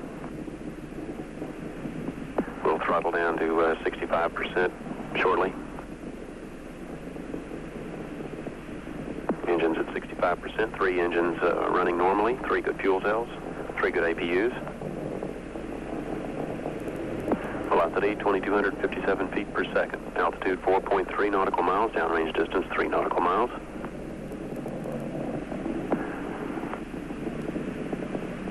Engines throttling up, 3 engines now at 104%. Challenger, go at throttle up.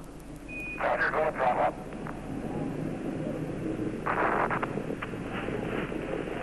1 minute 15 seconds. Velocity 2,900 feet per second. Altitude 9 nautical miles. Well, I'm joined by space scientist David Whitehouse and by Tim Furness, who is a space flight journalist. David Whitehouse, what do you think happened? It seems that the feed lines which feed liquid hydrogen and liquid oxygen into the space shuttle main engines ruptured, and this caused the hydrogen tank to rupture and the explosive rocket fuel to explode. Tim Furness, do you think that's right? Do you think there's any doubt about it? I would agree with David. That looks as though that was the cause. Some people did mention earlier on that there was possibly a fault with the solid rocket booster, but I don't think that would happen, because later on in the film you'll see that both solid rocket boosters veer off firing their engines, so I don't think it was a problem there. Right. So it looks as though it was a fuel problem. Let's watch that picture back in slow motion and see. Just like guide us through it. Now here we have the Challenger After about off the pad, and what, about 30 seconds into flight? Yeah. At a short time after this, the shuttle's main engines, they're the 3 main engines underneath the tailplane, throttle back as the stack, as it's called, goes through the maximum period for dynamic pressure, and then it throttles up again, the engines, and the explosion occurred shortly after the throttle up call. The throttle up call came from the ground control. They said you are go for throttle up, so there couldn't have been anything wrong with the engines, or they would have said so. And it just does point to an unsuspected fuel leak. Is that the most dangerous moment of the flight, that moment when you throttle up? That's right. The aerodynamic stresses on the shuttle at that point are at their maximum. In fact, the reason why they decrease the throttle is to reduce the stresses on the orbiter and particularly its couplings to the external tank. So it occurred a few seconds after throttle up. So it would seem that the stresses on the lower connections to the fuel lines to the external tank gave way for some particular reason at throttle up. But let's just have a look. Here we have some still pictures now of the events. Just that flash at the that top. Looks like the final rupture of the tank, doesn't it? That's Before right. the explosion. I mean, there were fires previous to that, of course, lower down the tank. That's right. The initial patch of light occurred where the space shuttle is attached to the external tank, near where the space shuttle main engines are. This occurred slightly later, about half a second, and you see that on the belly of the space shuttle there's a bright patch of light, and also on the other side of the external tank there's another patch of light showing that the tank is rupturing, it is igniting, and it's fragmenting. And this is the next sequence, and you see that there's a great deal of light around the base of the space shuttle, but towards the top of the picture there's a circular patch, which is the shock wave when the 150,000 gallons of liquid oxygen are exploding, and it was that explosion which was the major explosion and killed everybody instantly. The extraordinary thing about this is surely everybody must know that at that moment there is massive pressure on those fuel valves and pipes. Aren't they incredibly and massively over-insured against this kind of thing happening? They certainly are, and in all the previous shuttle flights there's never been any problem. In fact, on the first shuttle flight the orbiter flexed visibly as the solid rocket boosters ignited because of the rebounding shock waves from the ground, and every fitting and the fuel pipes stood up to that trauma. So what exactly went wrong at this time is difficult to say. Has this kind of thing looked like going wrong before? Have there been trouble with these fuel lines? The engines have performed superbly throughout all the 24 missions, except for one mission last August where one of them shut down. But the fact that the shuttle got into orbit was really a perfect demonstration of the versatility of the shuttle in the way that it was able to fall back on redundant systems and in fact get into orbit. So it had a very good safety record, the main engines themselves. I don't think there was a problem necessarily with the engines. It was much earlier in the process, isn't it? But do you think from what you've seen and heard that there is now a cause to go right back to square one and ask if something is fundamentally wrong with something on that spacecraft? I don't think so. I think that because the fuel lines ruptured and the external tank is hot, that the fuel ignited quite naturally.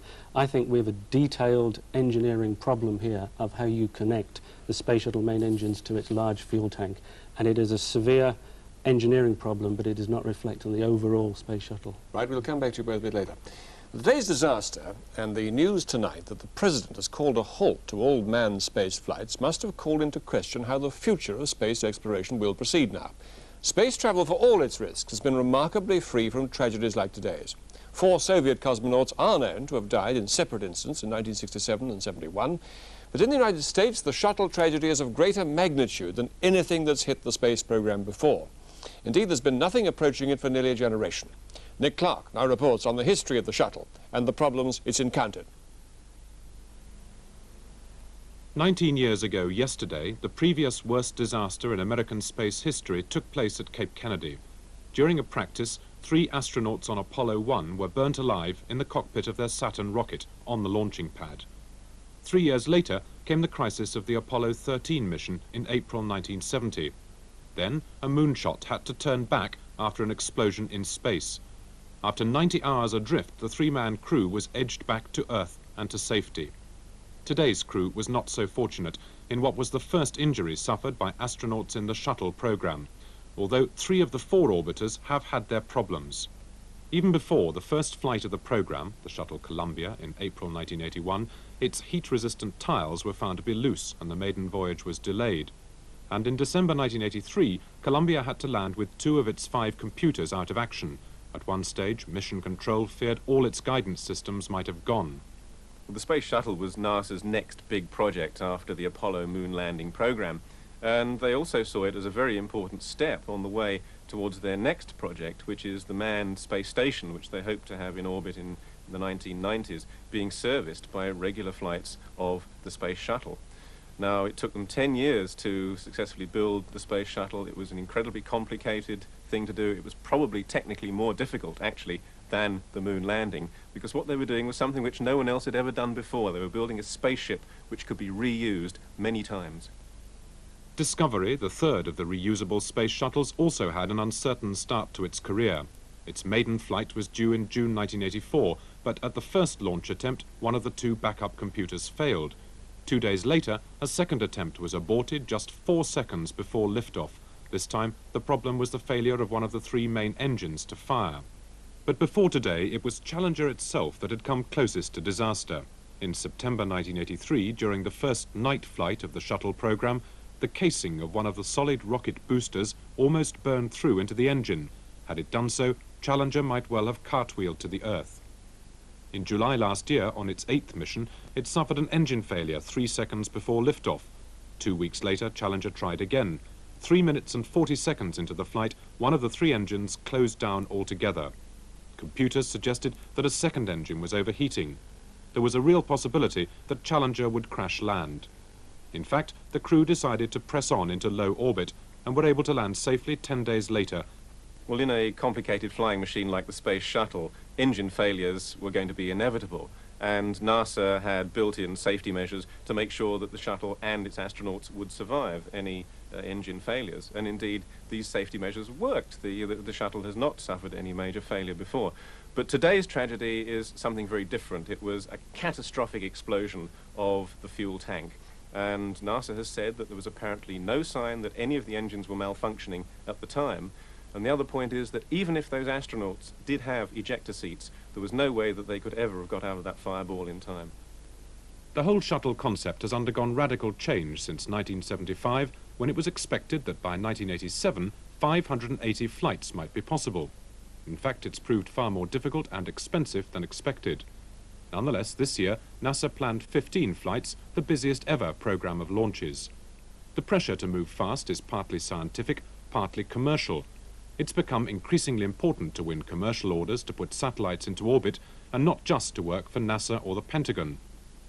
The outside income contributes to a launch bill which has largely been met so far by the United States taxpayer. The satellite business has produced such dramatic events as the capture and repair of errant pieces of space hardware. Satellites have even been brought back to Earth. But the shuttle has had to face fierce competition, particularly from the unmanned European Ariane rocket, which has been undercutting the shuttle, although the Ariane program itself lost a launcher after an explosion last September. The timetable pressures on NASA had become especially acute at the turn of the year. The now aging Columbia was due to make its first flight last December after an 18-month overhaul. It faced a record 7 postponements due to the weather and mechanical failures. It was finally launched on January the 12th, 25 days late, with Congressman Bill Nelson on board. As a result of these delays, today's disastrous Challenger mission had already been put back 3 days. Well, this was going to be the shuttle's busiest year, with over a mission a month planned, and there were some very important missions among those which had to get off at specific times. A mission to observe Halley's Comet, for instance, and a mission to launch a space probe to the giant planet Jupiter. So as things were delayed, all these missions were piling up, and indeed we also had the prospect of the first British astronaut, squadron leader Nigel Wood, to be launched in June. But I think now NASA will have to work out what went wrong with the shuttle. They'll have to try and put it right, and I don't think we'll see any more space shuttle missions for quite a few months, possibly not for the rest of this year. Well, a short time ago, I spoke to Dr. John Logston, Space Policy Analyst at George Washington University in the city of Washington. And I asked him first what he thought could have gone wrong. Well, the shuttle in its launch phases is a bomb, in essence. The explosive power in the fuel is equivalent to a small nuclear weapon, and for some reason, and I really don't want to speculate on the reason, it exploded with obviously catastrophic results. Do you think some people, many people, are going to conclude from this that space travel is simply too dangerous to go on with? Well, I hope not. I mean, there have been 24 successful missions with the shuttle system, a number of successful manned missions on the part of the United States, the Soviet Union before that. It's still a risky enterprise. You're exploring frontiers. You are pushing some limits, but it's, I guess, not surprising in somewhat a cold-blooded fashion that an accident occurs. Is it more risky than many people thought? Well, I think it's less risky than most people think when they think about it. It takes an immense amount of courage to sit up on top of that kind of explosive power. What do you think is going to be the effect of this now on the shuttle program? I mean, there are many congressmen who question its sense and its necessity. Do you think there's going to be pressure now for it to be called off? Well, it's too late to call it off. Everything the United States plans to do in space over the next decade is keyed to the shuttle. There really is no alternative if we're to move ahead with the central elements of our program, and I think we should. It seems to me the one thing that will happen is an acceleration of the plans to develop the next generation of transportation system so that we can move beyond the shuttle as quickly as possible. You say that there's no question of it being called off, but the President has made it quite clear that manned space travel will not continue until this investigation is complete. Now, is it possible that that investigation could take months, even years? Well, certainly not years. It could take a few months to, with preciseness, understand what caused this event and what's required to fix it, but not years. I can't see that being a realistic possibility. Just how critical now is the shuttle program, for example, to the President's Star Wars program? Well, it's a test bed for many of the elements of the Star Wars program. One can't test many of the technologies, many of the concepts without not only access to space, but with human crews. So it's absolutely essential to that, among other things. So if there were a major hold-up, what would be the consequences for not only space policy, but defense policy?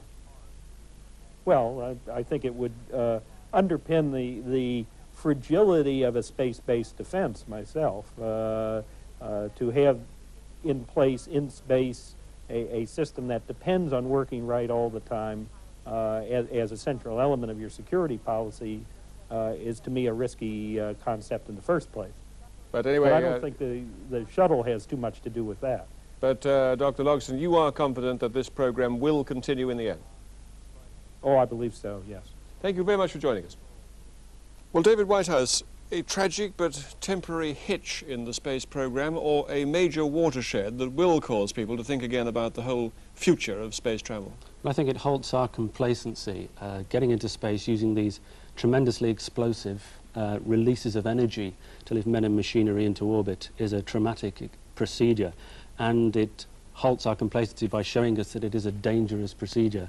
But I think that as a long-term threat to the space shuttle program, it's not going to occur that way. I think that there won't be any shuttle flights for the next few months, and this puts in jeopardy the flight to observe Halley's Comet and the launch of the Galileo probe to Jupiter. Yes, what was this mission going to achieve? It was actually look at Halley's Comet without the restriction of the atmosphere. That's right. There are a flotilla of space probes going to Halley's Comet in March, and the Astro 1 mission was to fly a telescope above the Merc. That's this one?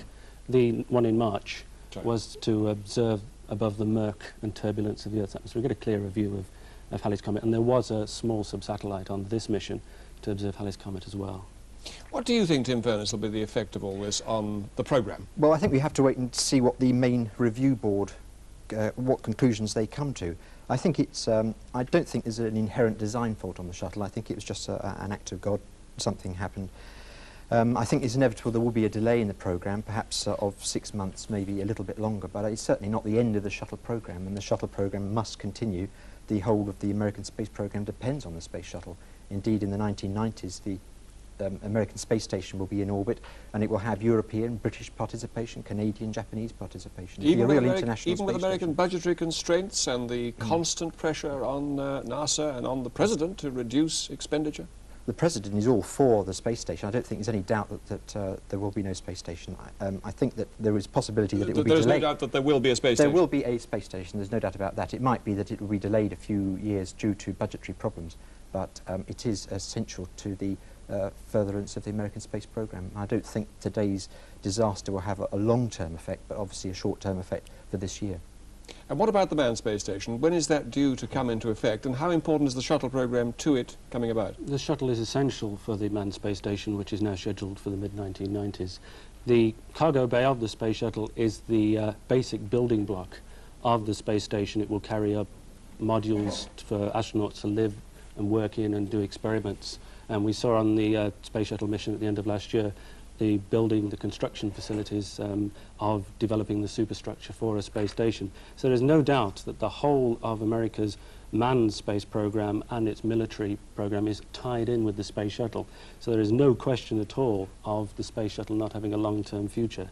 Its short-term future, until we find out exactly what has gone wrong, is in abeyance, and the flights for the rest of this year are in severe jeopardy. But as far as the long-term goals of developing a permanent manned space station and perhaps going further on and developing shuttle successors, vehicles which can get into space much more efficiently and hopefully with a lot less smoke and fireworks than the space shuttle does at the moment, that will all take place. But there is a halt at the moment as we're shocked by the event. But we must remember that somebody worked out that over the whole lifetime of the space shuttle program, if you look at the reliability of the various systems, there was a 50% chance of one of the orbiters being destroyed in some accident or other between the first flight in 1981 and the last flight of the space shuttle towards the end of the century. You're saying it's remarkable that it hasn't happened sooner? I think the chickens have come home to roost sooner than one would have expected, but it was a good possibility that given the violence of the nature of getting into orbit, this would happen sooner or later. David Whitehouse, Tim Furness, thank you very much for joining us. And with that, Jenny, as the Financial Times crew die, and a picture of the smoke and the fire in the sky over Cape Canaveral. The Guardian has programme in turmoil after shuttle tragedy. The Daily Express, fireball, last moments of doomed shuttle. And the Daily Mail, spaceship disaster, a simple headline with a picture below of Krista McAuliffe, the first ordinary citizen to go into space. We're back tomorrow at 10:40. And this is where we leave you tonight, at the end of the day when what should have been a routine space shuttle launch ended with the deaths of 7 Americans in the worst disaster in the history of space travel.